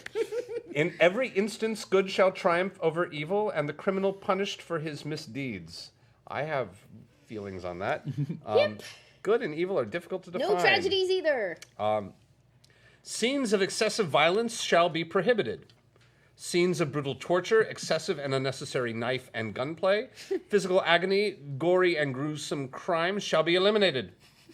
There are real stories from the code later where Stan Lee was like, we sent a Western, and they were like, it's too violent. And they were like, what's how do we, but it's a Western, they're shooting at each other. And this is in the 60s. And they were like, well, the puff of smoke from the gun is too big.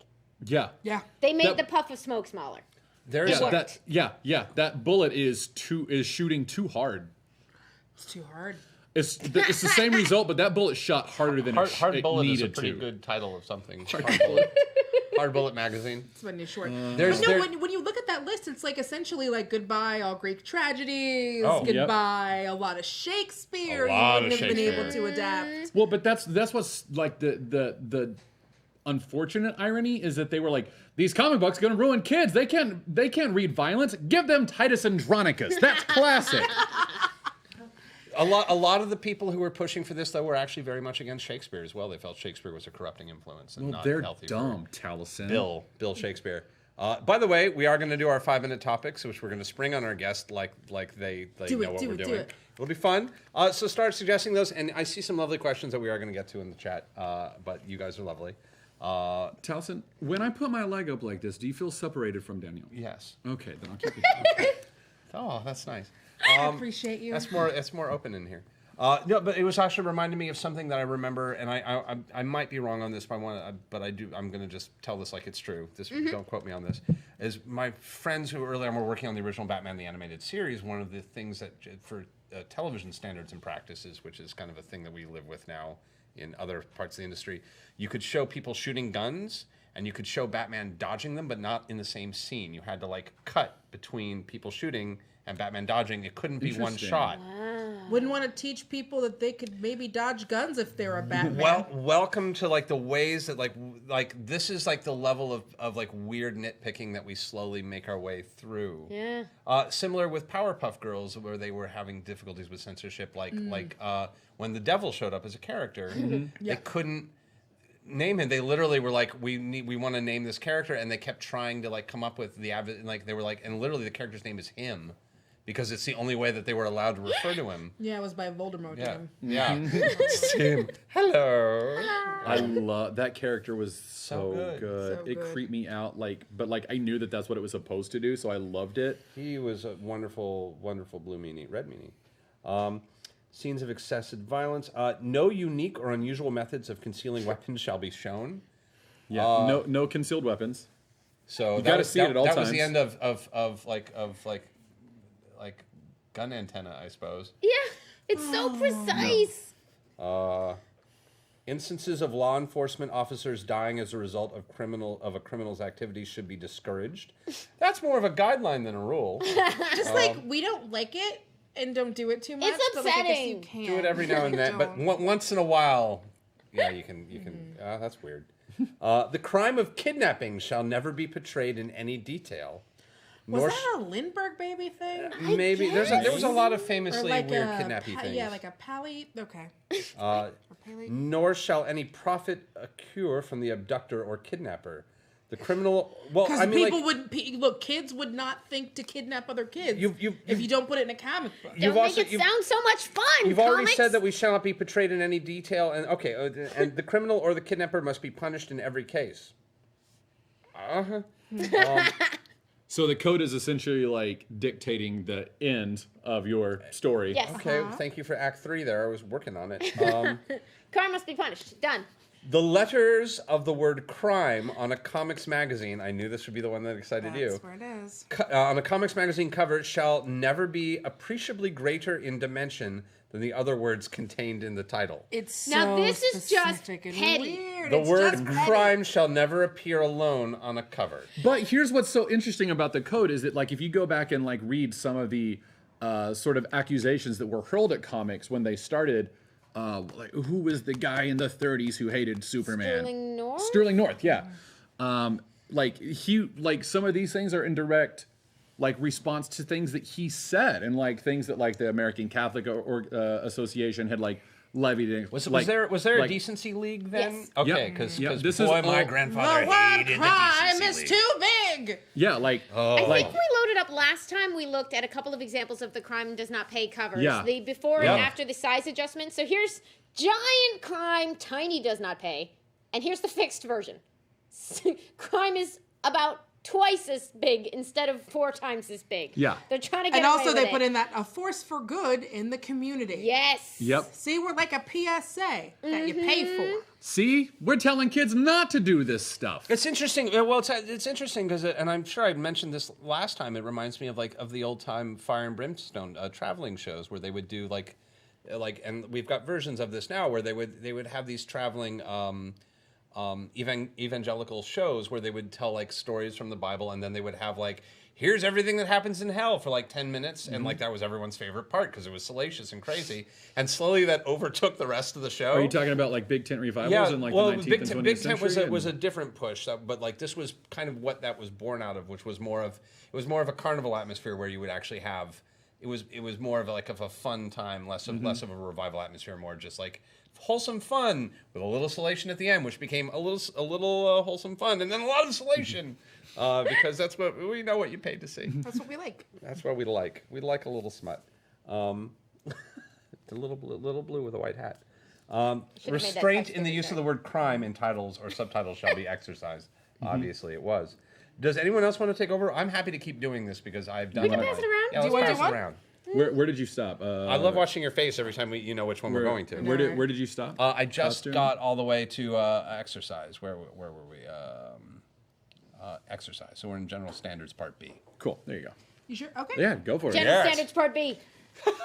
Here we go. This is where it starts to get real petty. No comic magazine shall use the word horror or terror in its title. So Vault of Horror. Shock suspense stories. What was the terror was in the name of several of Like them. Vault of Terror, or like no, there was Vault of Horror. There was like Terror Crime Incorporated. Suspense. Yeah, that's- Crime that's Suspense. that's the one that Severed. that's the one that killed Now- Bill Gaines in court. Yeah, and I'll say as a fan of a decent severed head, at least I feel like this is like. But yeah, I can see. But how it is this in better taste because there's no good. blood dripping from her Well, neck. and you can't really see. It just looks like there's one woman on the ground and then one woman. Fair enough, and she's just Me. cross-eyed. And the blood is covered black. Or My is that well mother in her heyday made good money having her head severed in film, so I feel like this is not even kidding. Yeah. All scenes of horror, excessive bloodshed, gory or gruesome crimes, depravity, lust, sadism, masochism shall not be permitted. Ooh, here's where it gets all lurid, unsavory, gruesome illustrations shall be eliminated. Why is that part 3? That could have been part 2. That could have been part 2, but like- they were Why like, is that a nah. whole? Nah. We Editing gotta the move. code. And another thing. Number 4, inclusion of stories dealing with evil shall be used or shall be published only where the intent is to illustrate a moral issue, and in no case shall evil be presented alluringly, nor so as to injure the sensibilities of the reader. And evil, turns out, can be just like whatever the person thinks That's is a evil. vague. Yeah, evil is a very vague term. It's incredibly vague. Yep. It can be anything. Yo, you know what? Every time I post something and people are like, yo, let me see them feet. If I decided that was evil, Then that's evil. then that's evil. That's how the comics code worked. Oh, I'm sorry. That doesn't happen to you when you post pictures and people are like, yo, let me see them feet? For reasons that I cannot identify, no. I don't know why. That's so weird. And number And now that I'm going to get a group of people asking to see my feet. That's okay. Number 5, and the last one in this section, scenes dealing with or instruments associated with Walking Dead.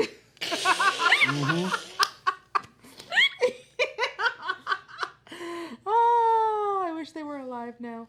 Torture, vampires and vampirism, ghouls, cannibalism, and werewolfism are prohibited. They knew what the 2000s were gonna look like. Yes. They were like, look, they gonna want vampires, they gonna want vampirism, they gonna want The Walking Dead, they're gonna call it The Walking Dead, they're gonna be really into that movie Saw, they're gonna be into cannibalism, and then them werewolves are gonna make out with them vampires, and what are we gonna do about our children? Surprisingly, we agree on a couple things there. Then that's What fair. I love about this one is that they're worried about seduction of the innocent, glamorizing crime, kids imitating things, and it's like, what was the danger of werewolfism? Yeah. What were we fighting? Yeah, or like vampirism, you're afraid someone's gonna bite another kid's neck. Like what is like the actual? Does that fall under like you're not allowed to show evil? I think it's because what if the they show animal like farm thing. They were worried that animals were going to start walking on 2 feet, and then eventually, like, Yeah, the only thing that you can think is that these dudes legitimately thought that vampires were real, and the only way to stop them was to stop making comic books Maybe about they them. were and this worked. You know what? Maybe it was like a vaccine. Yeah. It's like polio. Polio used to exist, and people used to be on iron We lungs. joke about it now. And then we figured out scarlet fever used to be a thing. Maybe vampirism was just going around. To and be they fair, just, they struck it we from haven't had everything. any Scarlet Fever since Scarlet Fever comic was finally like put down. Scarlet Fever Monthly. Now, you can see some of the effects of that they were apparently just really worried about, like, scaring children, because some of the most famous before-afters, when material was cleaned up after the code, there should be a before-after of basically just, like, a monster lady face in there that is being proudly shown off by the code administrator. it's a black and white Just gonna be photo. a picture Yeah. of me from like 8 a.m. in the morning, isn't it? And it will show you the tremendous progress that they made in protecting the minds of young children. I'm just going to stall until I find out whether this is an option. There's also There we go. well there's also that's, that that's one. fixing cleavage. That's that's what they're fixing there. Oh, that's a surprise. That's surprisingly less cleave. I mean, they They did actually their job. took a cleaver to the cleave. But cleave to there's, cleave? there's I'm a worried dude about cleave. standing in Sorry, front of a board. sorry, comics. Crew. Stop presenting evil alluring me, Danielle. See, this is where Teen Wolves come from. If you don't have these, you don't get Teen Wolves. While we look for that, There's like, oh god, I'm gonna keep workshopping jokes. God, you're killing me. all right. Okay. General Standards Part C. All elements or techniques not specifically mentioned herein, but which are contrary to the spirit and intent of the code and are considered violations of good taste or decency, an infinitely vague thing, shall be prohibited. Dialogue. The word by itself. Number 1. No profanity, dialogue. obscenity, smut, vulgarity, or words or symbols which have acquired undesirable meanings are forbidden. 2. Special precautions to avoid, this is where, like, your good intentions, they're just in your way. Like, special precautions to avoid references to physical afflictions or deformities shall be taken. So you literally cannot have folks with any kind of disability because we're assuming that you will do it badly and offensively. Like, what? Yeah, this was the 50s. But also... 3. Oh, thank you. There it is. And they fixed it, and kids are safe. I mean, what? Thank you, Chief. Thank you very Thank you, much. Chief. This is Code Administrator Charles F. Murphy indicating how the Comics Magazine code something is like the note was remove distortion in face to protect children from, like, now it's just a lady. Oh, cool. Just a shouting lady. We'll just show people that aging is bad. Yep. That's tight. It's like, oh, she's just like, look, she's got that line. She just looks older than you and me. She must be evil. She's got a mole. Mole. Moles are evil. Mole, mole, mole, mole, mole. And I love this. Number 3, we rebound in General Standards Part C. Although slang and colloquialisms are acceptable, excessive use should be discouraged. And wherever possible, good grammar shall be employed. Don't read 100 bullets. Literally the grammar police. And it's literally the grammar police. Now, here's where we get into some of the, like, I like where your head's at, but you are really messing this up. Next one is religion. 1, ridicule or attack on any religious or racial group is never permissible. Now, what they're kind of going for here is maybe make your comics less racist. It's 1954, and we're all sort of struggling with this. In practice, they just really, this is where the very famous astronaut story comes in. The most famous misapplication of the code, which is, again, told in 3 different ways. So it's a little bit like, because It's a everybody's little memories hazy are fuzzy. how it actually went down, but yeah. But you get some of the best stories of the code in terms of works that were published before the code and then republished afterwards, but had to be sent through for approval. And this was the end of Bill Gaines's rope with EC. Was this final fight where he was about to throw in the towel. He was really sick of dealing with the code in every possible way, and he sent an issue, and they rejected the story, so he just was going to republish a sci-fi story from before the code called Judgment Day. And sorry, I know this is your favorite story too. No, But, take it. Yeah. It was a moral story about like a society of like robots on this planet that were going to be admitted into sort of a pre-Star Trek futuristic utopian league. Federation of planets of sorts. Yeah. And the astronaut that we see sort of evaluating them realizes that they have their own internal discrimination on this planet where they're like, well, that color of robot sucks. Yeah, because there's orange robots and blue robots. And so the astronaut concludes that this planet is not ready to join the Intergalactic Federation until they grow the hell up. And then dramatically removes his helmet. And we see in the comic that he's a black astronaut. Yeah. Like He's had the helmet on the entire time. Classic DC twist, like you didn't see that coming because it's 1954 and there's a good chance if you're white you're racist. Like some portion, but they apparently the most prominent version of the story goes that they rejected this because like the astronaut was sweaty. And some terrified person reading this code was like, I don't know. Are you making fun of him? I can't tell. Well, and they were like, did you read the? It's like the code is really just to stop us from being really shitty to Japanese people, like we used to, like right? Like that's really. But they didn't stop. That's it made it worse. Not wrong. Yeah, like Not wrong, the not story. wrong. The story in 10 Cent Plague is that Al Feldstein goes to, I believe, it's Charles F. Murphy, who was the leader of the code at the time, presents it to him. Murphy's like, you can't have a black astronaut. And he's like, what, but why? And he's like, you can't have a black astronaut. And he's like, all right, goes back, tells Bill Gaines. Bill Gaines calls Murphy. He's like, what the fuck, bro? And he's like, you can't. That's exactly what he said. Yeah, What the probably fuck, bro? so, actually. Probably, yeah. And he's like, you can't do it. And he goes, do you really want me to call a press conference tomorrow and tell everyone that the Comics Code Association of America is racist? Because that's what I'm going to do. And he's like, fine, but you have to take the perspiration off of his face. And he's like, you know what? Fuck you. I'm not going to, like, and he didn't publish it. Like, or they, like, one story says they just published it without getting the approval because they were sick of the whole thing. yeah, and then, like, stopped publishing comics altogether. Yeah, and got the hell out of the comics business because they were that's sick when of Mad dealing with this. Magazine, yeah. It became an actual magazine instead of just a comic. There's a third story that says that Charles F. Murphy, who was religious, which was one of the reasons like that they were like, oh, he'll be the guy to be our figurehead because nobody trusts us. Everybody thinks we're destroying children. We need the most upright dude in the universe to be the head of our code enforcement. And so like a story at the time that like one of the business associates sent was that like he objected to the story on religious grounds because robots can't like having souls was a problem because only human beings are endowed with souls. This is a letter that they sent to the Senate at the time contains that account of this, but like for some reason or another, it was so difficult to work with these guys. This was Charles F. Murphy and his team of like, and I kind of want to know more about these women, these 5 women that they hired to full-time like read comics and fix them. I kind of want to see that movie. Yeah, like it'd be super depressing and weird, but like I'm interested. I assume they were like women that were left over from like the Severance League or whatever that were just they were just like, well, we didn't get to make people not drink, so I guess I can make people not be buck-ass naked in comics or whatever.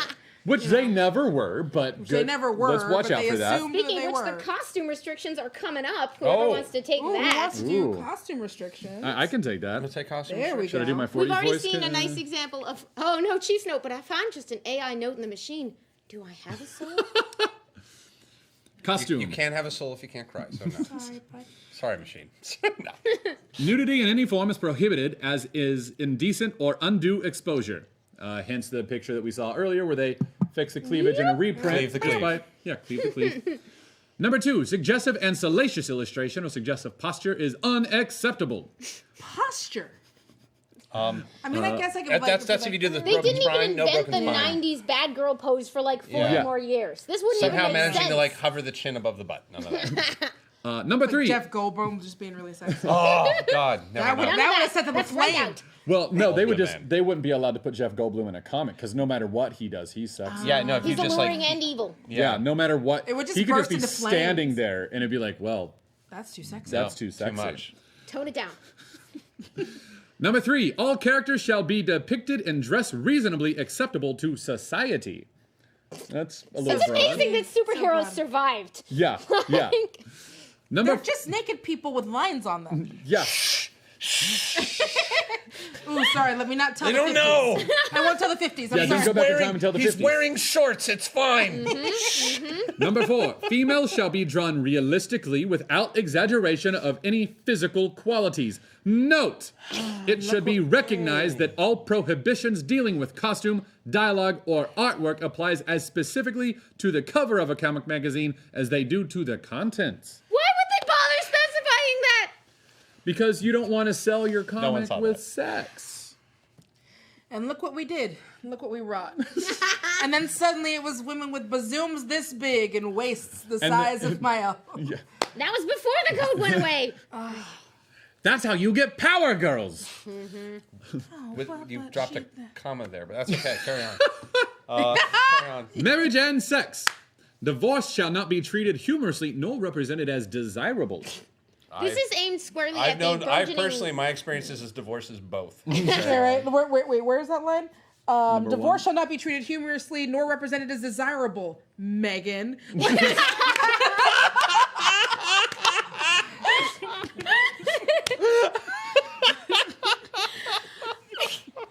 There's Megan. the hottest trend of 1947 was romance comics, and they became huge. They became a huge portion of comic book sales. For like 2 or 3 years, right? I mean, they didn't really go away until they got like their spice taken out by this, and then eventually outcompeted by other stuff. They were a mainstay of comic book storytelling, and it turns out you can't tell love stories without a lot of sad love stories. Come on. Okay, continue. Number 3, respect for parents, the moral code, and for honorable behavior shall be fostered. A sympathetic understanding of the problems of love is not a license for morbid distortion. Number 4, the treatment of live romance stories shall emphasize the value of the home and the sanctity of marriage. Number 5, passion or romantic interest shall never be treated in such a way as to stimulate the lower and baser emotions. No effective romance stories.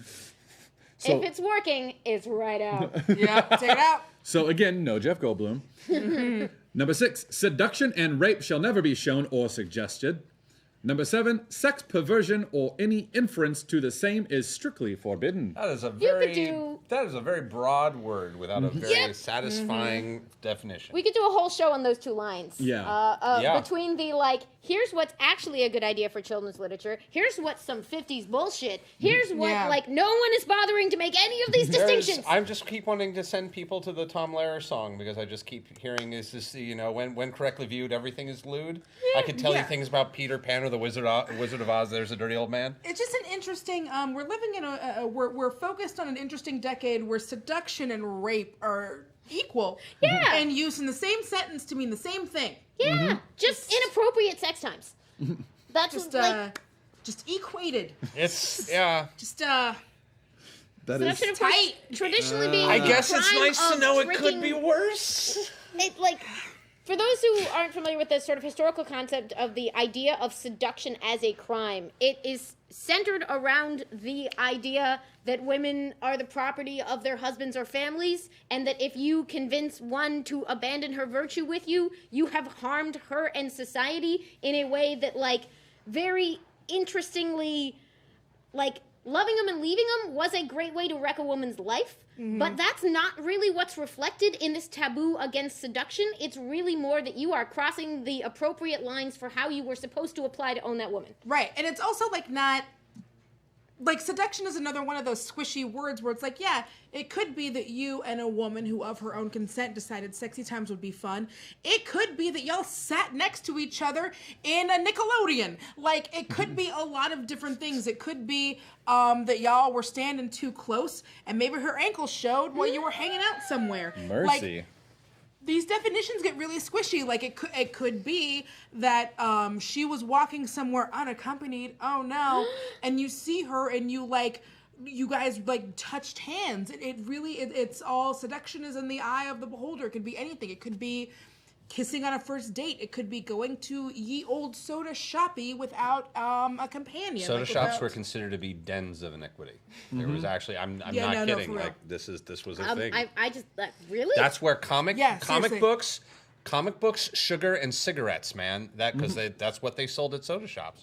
Comic books, cigarettes, and fucking soda. That was like Fucking it was soda, a teenage hangout. specifically. That would Fuck explain soda. a lot. Fuck soda. No, I mean like this was a big deal. As these were it's for places sure. where teenagers would collude and hang, and it was like anytime you had young people talking to each other, obviously something was going on. And a lot of this is about being afraid of teenagers, Yes. especially the generation of teenagers who's been now reading comics from 1938 to 1954, grew up with this, and are very into a whole form of literature that the parents do not understand. Well, and they're all absolutely delinquents. yeah. Like, I mean, Thank you. yeah, they're all delinquents at this point. It's Every 54. single Rock is one of getting them. invented right now and freaking everybody out. It's there's and oh man, it's just I've always been fascinated by the historical context of Fear of Youth, because it is nothing new. We have been afraid of young people since Roman eras. I was actually trying to look up this amazing Roman era quote that I need to find, which is literally someone just saying today's youth are unruly, disrespectful, and are going to ruin the know that empire. one, And I'm like, they were writing this in 200 BC. Like it's fucking ancient. And then Well, even in like Plato's Republic, he was like, no one under the age of 60 should rule anything. No. Like, you should be 60 before you're even considered to rule something. You know, so.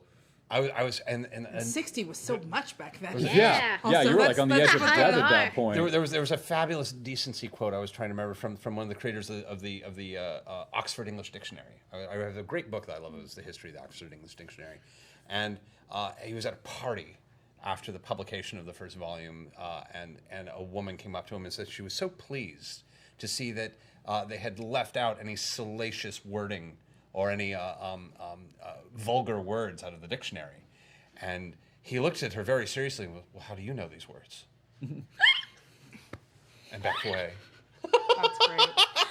Oh, that's good. Oh, that's funny. That. Yeah. I like that. The only thing left on the code is for like advertising, like And we can X-ray skim specs that, and which stuff is like very that. So interesting because they're trying to regulate the whole thing. So their final provisions are about good taste should be the guiding principle in the acceptance of advertising. 1, liquor and tobacco advertising is not acceptable. Yeah. This sort of so that's what makes the code so interesting is it's a combination of okay, that's probably Yeah, not a that's- terrible rule. Yeah, maybe don't do that for 5-year-olds. that's acceptable. Yeah. Although advertisement of sex or sex instruction books are unacceptable. Was that a reaction to the Tijuana Bible craze? Was that a reaction to that insanity? Maybe. The There was a lot of those send away. The original doujinshi. Yeah. Yeah, those send away books or. I've never seen any ads for those in old comics. You would which never I'm find ads for them. Yeah, that's. I suppose. Well, that might be why. Let's see.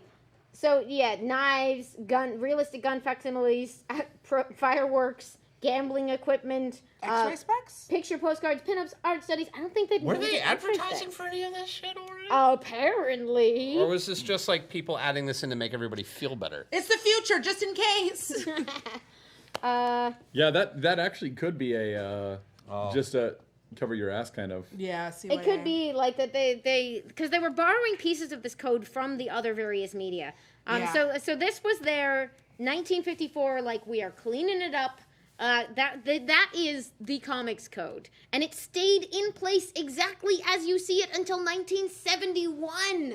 And thank you very much. We Yeah. are actually Chief. reading Yes. this from cbldf.org, which is the wonderful Comic Book Legal Defense Fund. Yeah, so go there and then also give them money. If you Yeah. have money. Not everyone does, but if you do, just throw a buck or something. I'm gonna go Nice get that one. Bill Gaines shirt tonight. I actually did get really depressed reading through stuff because I hadn't realized just how much their work has been ongoing and never Yeah.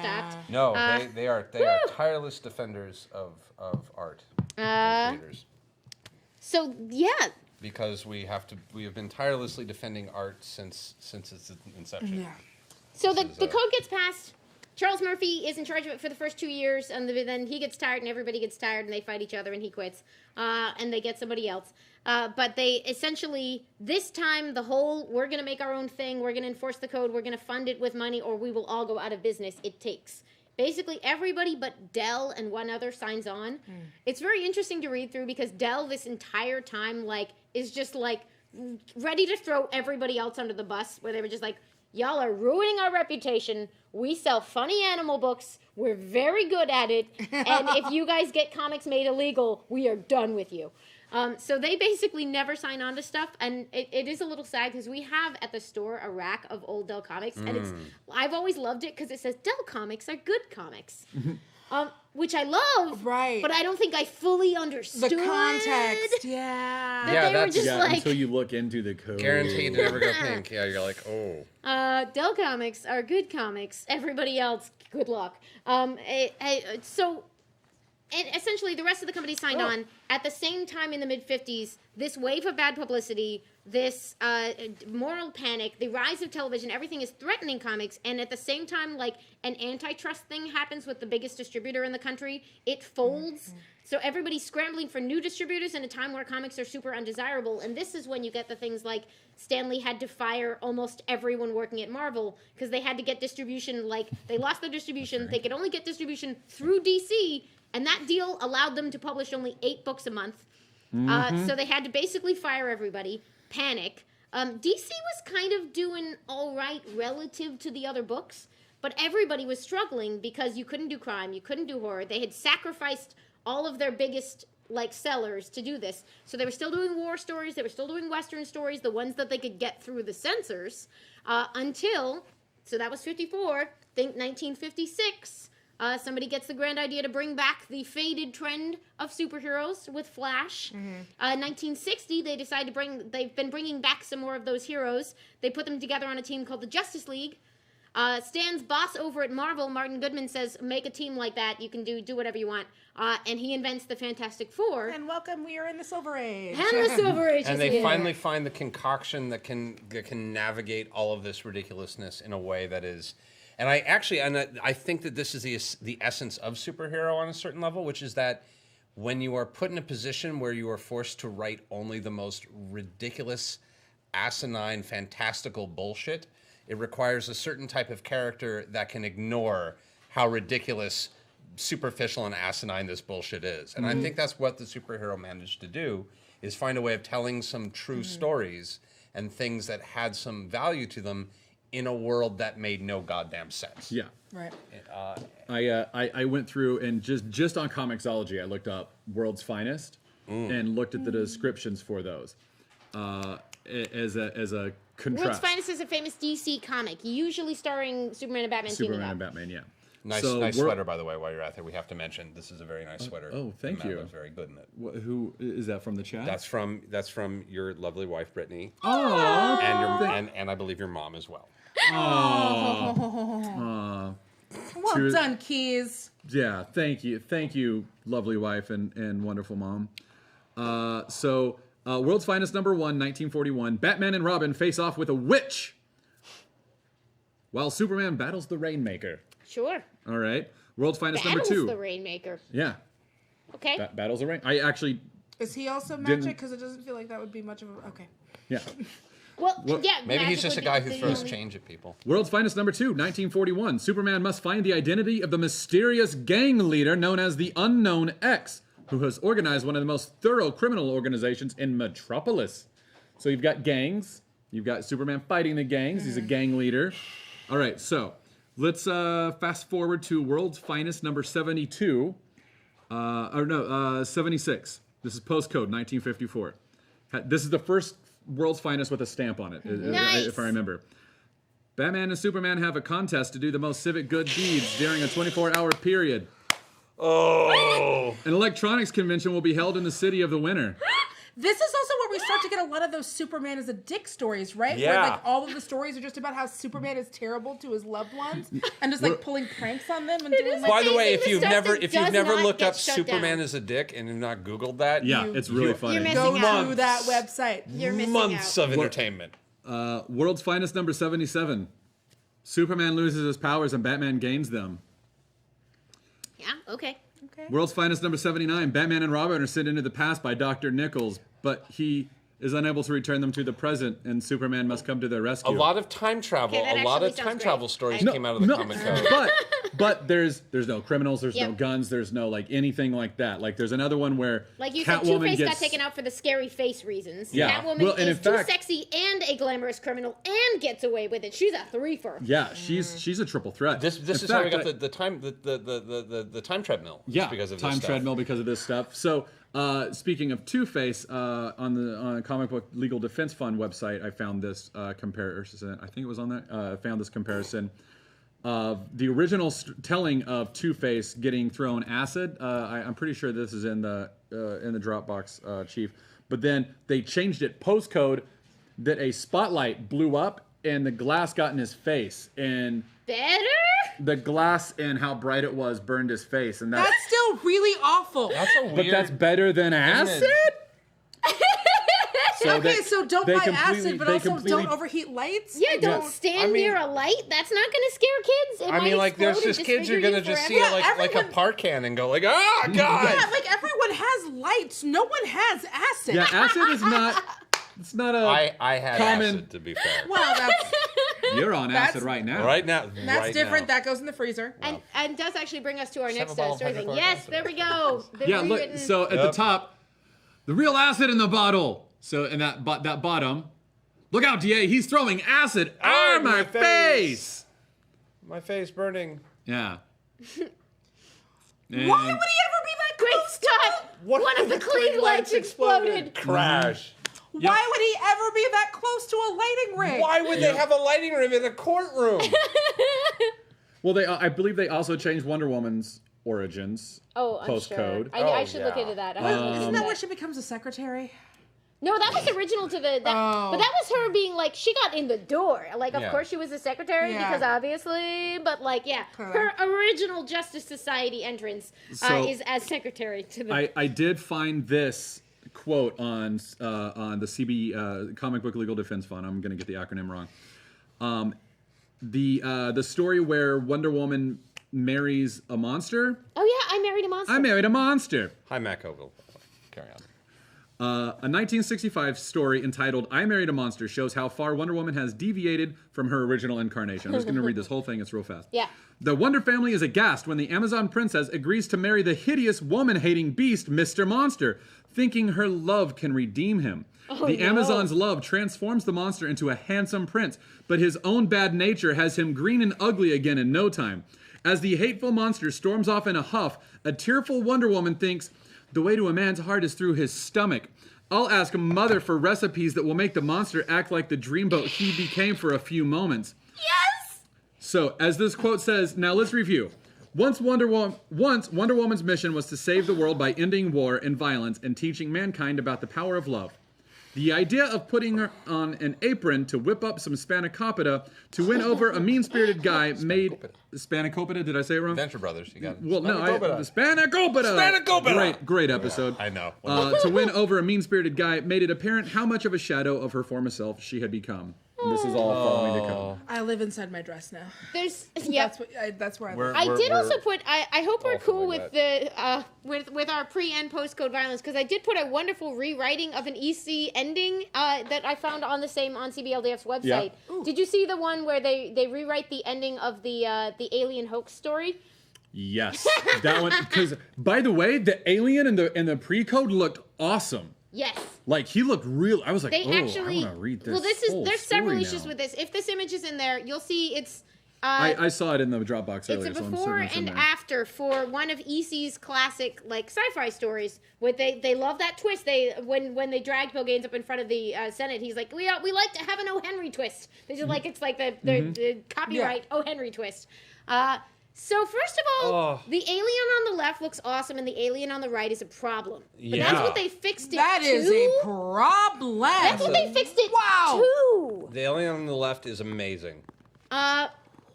And then you can see that this story, which is about a terrifying alien invasion, they made the dude less scared so it wouldn't frighten children. So, first of all, He the shoots- pre-code is yep. on the left, post-code is on the right. These Yep. are both the exact same page, but two different versions depending on the code. So on the left is, they're here, we'll be killed, Bill, nothing can stop them, what are we going to do? And he says, in both cases, only one thing to do, And on the left, No Bill No, Blam, Blam, and Punch ending.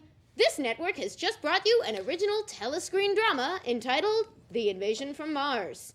This is a sad story about, like, it's clearly a riff on the famous War of the Worlds radio broadcast, but it's also sort of a message about, like, you know, terrifying extreme responses. Yeah, don't be gullible. Yeah, blah, blah, blah. it's clearly not a pro-violence story. Yeah, but this is like right at the beginning of the Red Scare and like all that kind of stuff. So.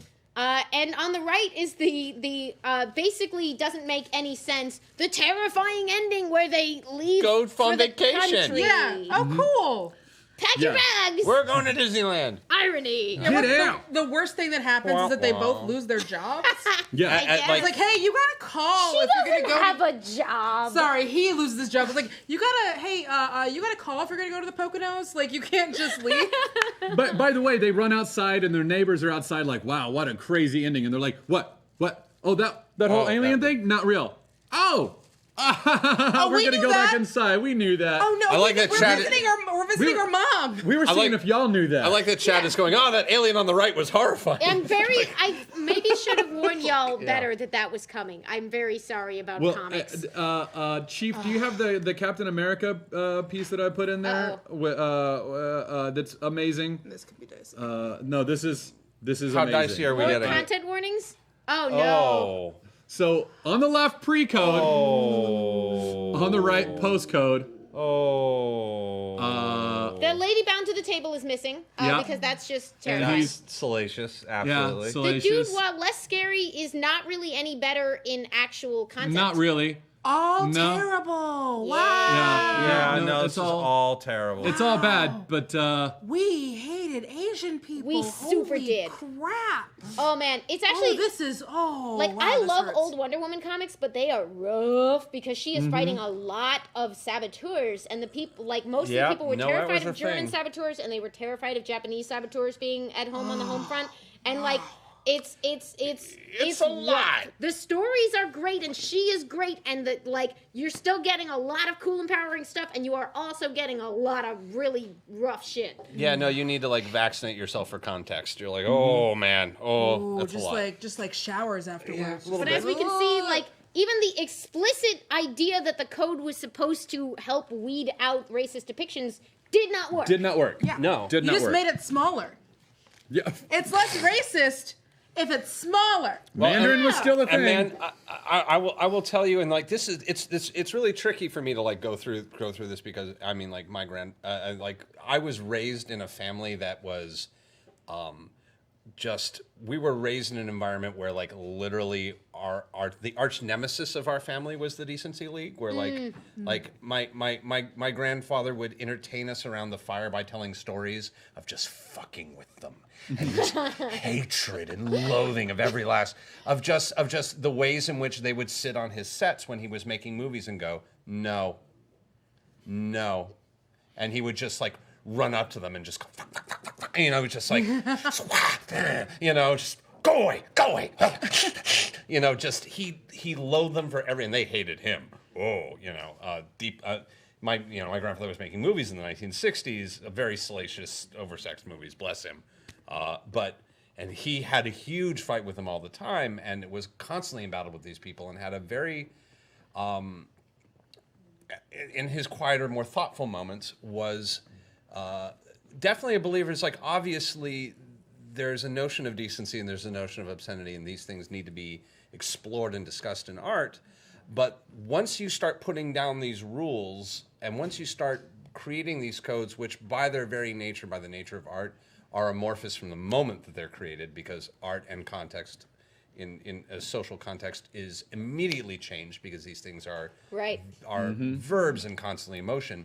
The people that these sorts of things attract are not good and are not decent. The people who are excited by the notion of imposing upon artists are always crude and evil and filled with loathing for their fellow. It really invites the worst people who are excited by the notion of telling people what is inappropriate for other people to see. Right. And there's a darkness that is there's an umbrage that is inevitable in this. And we do have to, obviously, like, it's there is obviously a difference between art criticism and art censorship. Art criticism is a Yeah. whole nother world. Like we're obviously everyone's free to criticize art and talk about like, that might be in poor taste, that might not be great, blah blah blah. But there's a difference between saying, here's some reasons why this culturally might blah blah blah, and this might stem from this thing or that thing, and being a set of people with a clipboard watching artists work and being like, You my may not publish this not book. not to scare you all, but like in one of his moments, he said like there's like never in my life have I seen anyone so sexually aroused as they have been when they could tell me what I couldn't show on television. Oh, I'm sure. It was just like it was near sexual for them. It was And like it's an interesting thing because, like, I have myself been a vocal Gross. critic in the past of, like, a decision by a company to publish, let's say, a cover that I thought was a disservice to the book that it went on. Well, that's a conversation. And that's that's a me conversation. saying, like, I think y'all are not doing yourself any favors because your art has meaning, whether or not you realize that you hired somebody to put an erotic cover on this thing that shouldn't have an erotic cover. It's not me I know saying exactly erotic what you're art talking shouldn't about, and I exist. feel you. It's a different Yep. thing. And you have because to... it's not like I haven't looked at some of that person's erotic art. No, I've got a whole That book of their person X-Men isn't- stuff. I got to admit, real pretty, like butts. real lot of nice butts. Danielle Radford, pro butts where they belong. Butts where they Just belong. put the butts where they belong. Nope, big And fan. it's an interesting and an ever shifting thing, which I think once again we're gonna run Ephemeral. out of time Well, for. let's fast forward 'Kay. to 1971. There we go. Hilariously, nothing we just said anything about drugs.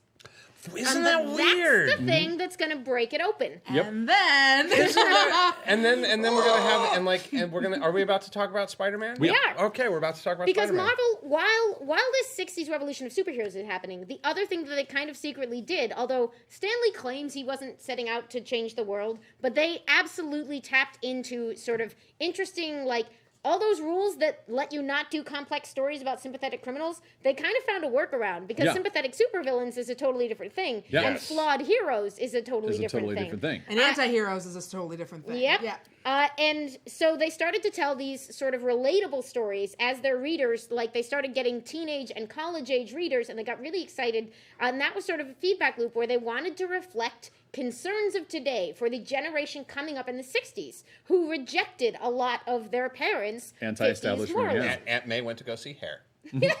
Just saying. Did she really? She did. She was very excited to go see Hair. I can't remember what issue it was, but she was definitely like, I'm going to go see Hair. Hair has naked people. I Very know. scandalized, wasn't I mean, like they never Did showed she? her. Did they? She went to see it. They never showed her, but she like went to go see it with one of her. Does she her comment friends. later? No, it was just like a throwaway that I remember. It's been a long time Have since they- I read this. I'll wonder find if it. they I'll hadn't find seen it. it and they randomly wrote the name of the theater piece. I'm like, in. oh, that's people funny. are talking about this. It I can't felt, wait to go it see felt very. Equus. It felt very like Peter going, okay, whoa, like very much the like. Okay, so they knew. Yeah. Aunt May getting crazy. So, what board was it that went to Stan Lee? Jody. It was the Department of Health or something Department like of that. Health, yeah, so- Department of Health and Human Welfare or some Yeah. version of that in 1969, 1970. Like approaches Stan Lee and says, "Hey, a lot of Spidey's kids. popular. Spider-Man's popular. You've got your cartoon. A lot of kids are reading your comics. Drugs are a huge problem. Maybe comics can help." Of course they can. I'll help you out. I'm Stan Lee. So, Excelsior. Excelsior. You do that way too well, Dead on. man. Thank you. Dead on. God. Well, I've been reading Stan Lee for a while. They write this issue. It's anti-drug. They turn it into the code, and they're like, "Oh, well, no, it deals with Can't do drugs. that. You can't do that." And he's like, "Okay, but the Department of Health asked me to do this. It's anti-drug. Spider-Man saves a guy from doing drugs. He's a hero, and it's got drugs. We're not going to stamp this."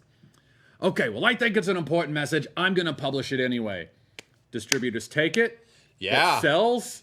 Off the 3 issues appear without the bug. I don't know if there's time, but I loaded up the issues before. 95 is right before. We got 96, 97, 97, 98, 98, and then 99. Yeah, so there's... Producer I could not says hear yes. that. Producer Excellent. says yes. But yeah, it is kind of interesting to see a copy that old, like from the 60s, yeah. So Look at that. No code. not a stamp to be seen. Look at that. The stamp, which is usually in the corner, which you'll see on 95, has disappeared for the purpose. And it's not East- like they East even 4th Street and led 2nd with Avenue. it. Are you Oh. sure? It's okay, but I think you have 99, which will have it. So if you just scroll through 96, 97, 98, and then 99. God, look at that cover. There's so much happening there. What? Oh. And it's back. And it's back. Top Yeah, there right. we are. Panic in the Prison, which I'm pretty sure contains both gun violence and sympathetic depictions I was of about to say, criminals, if I had to guess. there's a whole bunch of that happening right there. Yeah, I mean, there's a criminal with a gun to a policeman's head. Where do all those dudes So- get bats? I was From about to Batman. ask. I was about to say the bats, and I'm pretty sure that that's not a prison regulation haircut, but maybe that's okay. Because look, there's a hippie with long hair in the back. Wow. Hippies were so infiltrating. There's a that. hippie with long hair, and I'm like, I was pretty sure that they cut your hair when you went to prison. I was under that impression. So, I thought you got a whiffle, but maybe that was just. wow, yeah, that guy has real long hair. Yeah, no, he's got some lovely lady locks happening there. I had So- hair like that when I was. So the first comics to really not carry the code were the underground comics, which is a topic Yeah. for another day. But like We'll as get there. 60s gave rise to counterculture, essentially there were books published without this, but the key was they weren't trying to get distribution, so they didn't face any pushback. They were just being carried in like weird head shops and by Yeah. mail order. Right. But that like the comic book people were sort of aware, like they proved some of this hunger for other stuff that would eventually bear fruit in other places. And then I didn't even realize got sued out of existence. Zap got brought up on obscenity charges. Zap number 4, and they Really? lost big Oh. time. Ooh. I didn't know that. That I knew. Yep. Yeah. But meanwhile, back in comics, the first people in the big companies who had signed on to roll without the code were these 3 issues of Spider-Man, and the fallout was nothing. The biggest fallout was the code going. Yeah. We might be we may not matter anymore. We might be irrelevant. We're gonna update our codes, everyone. Update, and you'll notice that Green Arrow, Green Lantern comes out soon after, and they definitively challenge authority in every single issue. The Adams O'Neill run of Green Lantern, Green Arrow really pushed the envelope on, obviously, DC attacks Oh, youth's Speedy. greatest problem, drugs, and it's got the seal right in the corner. Yep. They took on or attempted to take on real social issues that seemed like that were of pressing relevance. Some of them hold up better than others, but it is like you can't look at this and not sort of be like they're trying. Really, Yeah. that's an A for effort. Or an E for effort. Although my I can't awkward remember. feelings when I once had to show a customer who was asking, like, new to comics and were like, have they tried to, like, was asking me for sort of a brief history of racial representation, and I was like, I'm just going to show you this, and you can, your Briefed in. mileage may vary, but here is an example of how they attempted, oh God, I'm so embarrassed, but please Yeah. enjoy. So here's a. Thank you. Please cite me in your syllabus. But my other favorite fallout from that is that we get Morbius the Living Vampire. Yeah. They let the horror back in. They Yeah, got they let- over yeah. the monster Yeah. thing. Yeah, Oh, yeah, there's where the we'll find wording. that It's so out. good. Yeah. Keep talking as I find the wording. Yeah, so like with the relaxing of this code in 71, like months later you get Morbius the Living Vampire in Amazing Spider-Man, I believe. Then you get Frankenstein a year later. You also get Dracula, Tomb of Dracula. Yeah, God, there we look go. at Morbius. Oh. Like, and by the way, so cool. this is issue 101. This is only, let's see, 99. couple months this is later. like 3 months later This that is we when get Spidey Morbius. had 6 arms. Oh, yeah, that's right. Oh God. Stan Lee's last issue writing Spider-Man was issue 100, and he's like, Morbius. I'm going to Morbius. turn him into an actual Spider-Man. Deal with it. I keep forgetting that those where's are his so Netflix linked. show? Where's Morbius's Netflix show, man? I'm ready. It's gotta com- come. it's He's gotta- ready. That It's- Moon Knight. He and Moon Knight are ready. Okay. It's gonna be real Shang-Chi. sexy. He gonna look real good. Oh no, It's General Standards Part he's B. gonna be my living vampire. Right? You're my living vampire. Oh, It's 1971, and they leave most of it in place, but you get this amazing, greatest run-on sentence of all time. Scenes dealing with or instruments associated with Walking Dead or torture shall not be used. Vampires, ghouls, and werewolves shall be permitted to be used when handled in the classic traditions such as Frankenstein, Dracula, and other high-caliber literary works written by Edgar Allan Poe, Saki, Conan Doyle, and other respected authors whose works are read in schools around the world. Yeah, man, Morbius. Let me Yeah. try that. Just like Poe. Vampires, ghouls, and Shelley werewolves did shall not be get permitted to be name used when dropped. handled in the classic traditions such as Frankenstein, Dracula, and other high-caliber literary works written by Edgar Allan Poe, Saki, Conan Doyle, and other respected authors whose works are read in schools around the world. Yeah. Like That's- man I thing. feel like that Man thing, sentence swamp thing. Yeah. violates the comic code previously about proper grammar.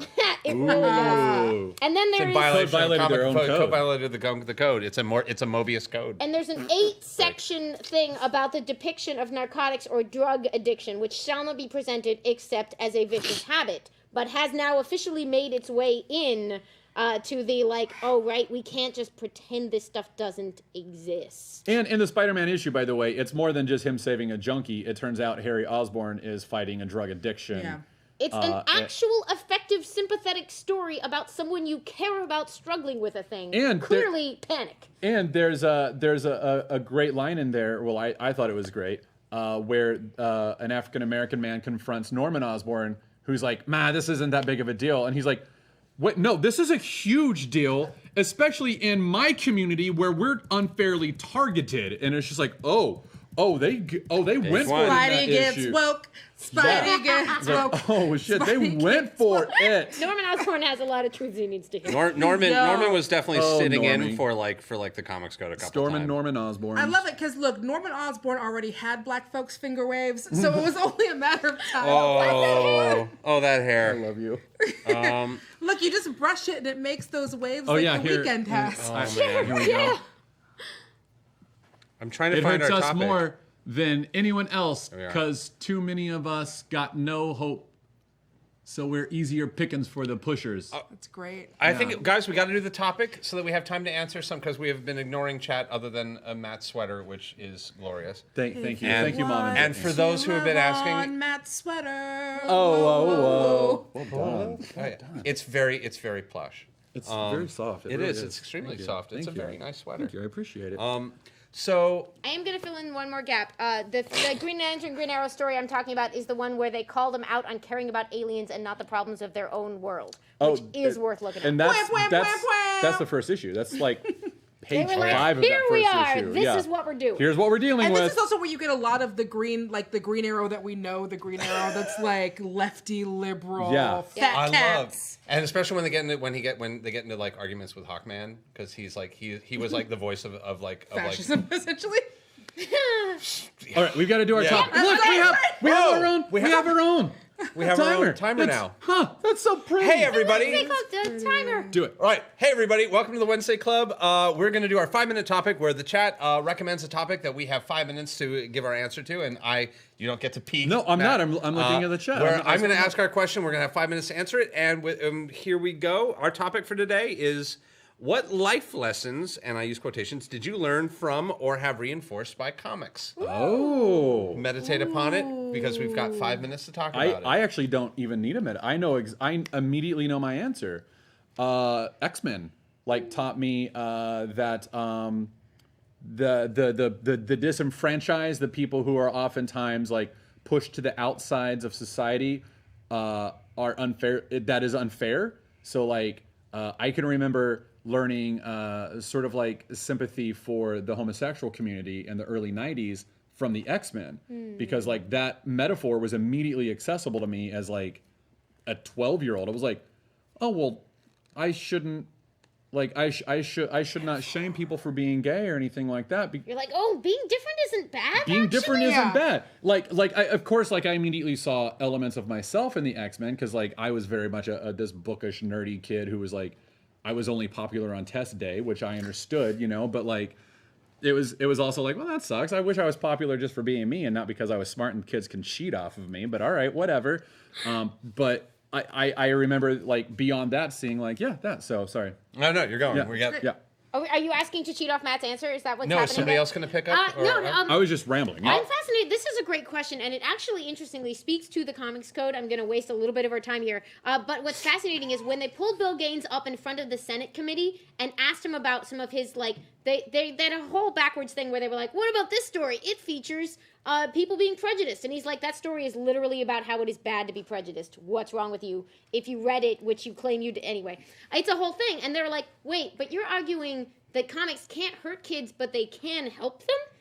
And he was like, yes, and he got all twisted up and the whole thing went wildly wrong. But essentially, we do believe that you can like teach people good lessons in stories. In a different, like, you know, it doesn't hurt you to read about vampires, but it can help you to absorb messages of tolerance or to be surprised by empathy for characters. I mean, I was also an X-Men kid, so I got that early. And, like, the biggest lessons for me are always the sort of ways of fighting. They're, like, fighting to defend a world that fears and hates you as a lesson to go back to that, like, it might be, don't give up and don't take the, like, the more cynical ways out when you're in those bad situations, because your heroes wouldn't give up. They would still try to have compassion for people. They wouldn't just blow the building up or whatever. You know, that is my favorite thing coming out of, like, you get it out of Wonder Woman. If you've seen the recent movie Black Panther, you get it out of that. There's a right and a wrong way to sort of deal with that. Those are some of my favorite lessons. Okay, I took too much time. That's amazing. So I have two. Obviously, I was also I talked about it in X-Men Kid, but also not just with X-Men, but I feel like a lot of comic books teach you the value of, like, obviously don't judge a book by its cover, but also that, like, people who are different can get along. And X-Men obviously talked a lot about that, but also seeing the friendship between Superman and Batman, who are these two polar opposites, who in my headcanon will always be best friends forever, and I don't even care. They're BFF. They're my BFFs. And in other of these kind of, like, opposites attract, but we're besties. So that was something I learned. And also something that I learned very early from comics are what parody laws are. And how, and what you can get away with if you call it satire. Baby Danielle picked up some lessons. Yo, that was definitely, Baby Danielle loved Mad Magazine before before my mom started buying me Wizard comics or anything else, super into Mad Magazine, so I learned about parody and satire, which are lessons I learned to this day. Next. I'll say just to break it off, because of course all of us learned something from X-Men. That's just ubiquitous. We are children of the atom. We are children of the atom. I learned a lot. I'll say I learned a lot about. I don't want to call it alternative masculinity, because that's not quite right. But I learned a lot of different ways to be, like, a good man from comics that weren't necessarily about. There were characters like Barry Allen, who was all about being smart and thinking things through and using reason, but still being really cool and getting the girl and doing the whole thing. And I'll even go into the Vertigo books, where, you know, I learned about, like, about definitely male characters who managed to, like, cross gender lines and still be really cool and fucking interesting in that kind of David Bowie way that we love. Or books like The Invisibles, which was a big formative for me, where it was all about embracing the things that are so opposite against you and learning that the things that conflict you is about finding the things that you identify with and then helping to alleviate the things that conflict with you. And that this is and sometimes also dudes are swamps. Yep. Yeah. All right. Go ahead. No, we're done. Let's wrap it up. Do you want to do the wrap up? You're so good at the wrap up. Thank you so much that was a fantastic topic. That was our 5-minute Wednesday Club topic for our Comics Code Revisited episode. I'm Amy Dallen, and we have a special guest. And Danielle Radford. That was so much fun. My name is Matt Key. And I'm Taliesin Jaffe. You can see us every Wednesday on twitch.tv/Geek and Project Alpha. All right. We still have 5 minutes. We do have some good questions. Yeah, we have we're 3 minutes. We're going to do a 3 lightning minutes. round through a few of these, and it's always so Super exciting. fast. Bifrosty mug. We could go that way. Oh, Bifrost. Thank you, I like Tui's that. on. How many codes can a comic code code if a comic code could code comics? 54. 54. 3, as it turns out. 3. 3. Did they bring up back Gem and the Holograms as a comic book? Yes, they did. Hold on. It is amazing. This is Bard from Stranger Things. Sophie Campbell. Was there a Gem graphic novel? Should there be? There is a. There is from this recent run. You can go and check it out. And in this one, Stormer and Kim or Kimber are explicitly queer and not just, like, kind of maybe girlfriends like they were in the show. They were hooking up in the show. They are for sure dating, and it makes all the sense in the world if you've ever watched the show. God, what? There's like, oh God. Also, Stormer is real thick with 2 C's, so just And perfect. and perfect. Yeah, I'm trying to see what other of these. Like anything else on top. You see, Kate Leth has pins now that say Gothic with 2 C's, and they're the cutest. There's a lot of Gem and the Holograms questions. Yes. Bless. Y'all feel free to at me with your Gem and the Holograms questions. 'Cause I gotta, Yeah, take a like bus like after down this. to like if they made a Gem and the Holograms tabletop RPG, what band would you put together? Wow, yeah, that was an attempted topic. Let's see. I know I'm just ruining your day, aren't I? That's so good. Do you get points for how outrageous People you were are? asking about the parallels between violent video games and social ills and comics. We were briefly talking about that before, and Briefly. like, while I think there are parallels, the way these things are very, I think that there's less than we'd like there to be. There's huge. It's a whole nother episode. It's a whole nother episode. And But there are absolutely parallels, and the core of that is the youth are being corrupted by something, and it's like, nah, they're youth. Yeah. and you And can you're separate that old. from the idea of looking at and criticizing the decisions people make with their art. and learning and learning the difference between free speech, censorship, criticism. All of these things are very interesting, and none of them are universal laws, and they are things that have to sort of balance between each other in the same way that we're not allowed to say anything that we like. We're not allowed to publish anything we want to publish, but we need as much broadness there, but we also need to discuss and have reasonable opinions as a culture on what we're producing and be held responsible for it. I know. There's All so right, much. we have one more But minute. I We need to want to sign make off. sure that before we go, I want to thank you for being here. Oh my God! Yeah, come back. When Please you tell come, people where they can find you. Yeah, you can just find me. Again, you can find me on Screen Junkies. You can find me at Danielle Radford on Twitter. You can find me at Danielle _Radford on Instagram. Help me put up those things so I can get more free stuff. Yep. And hopefully I'll be back here soon. what do you want to talk about when you come back? Anything. Nice. Oh well. And like everybody's into several more wrestling now. episodes. This is apparently a thing that I've missed. Is everyone's now into Do you wrestling? do like a I don't know anything about wrestling, where do Gotta I wrap it up. start? Is that a thing? There are some. I can show you some. Okay. Gotta wrap it up. I'm Amy Dallen. You can find me at Enthusi Amy. I'm Matt Key at the Matt Key. Watch Key Question. New episodes every Tuesday. I'm Taliesin Jaffe. You can find me at Executive Goth at most things, and on Thursday nights at a show. Thank you for joining us, and stay tuned for Weave. Wow, that was.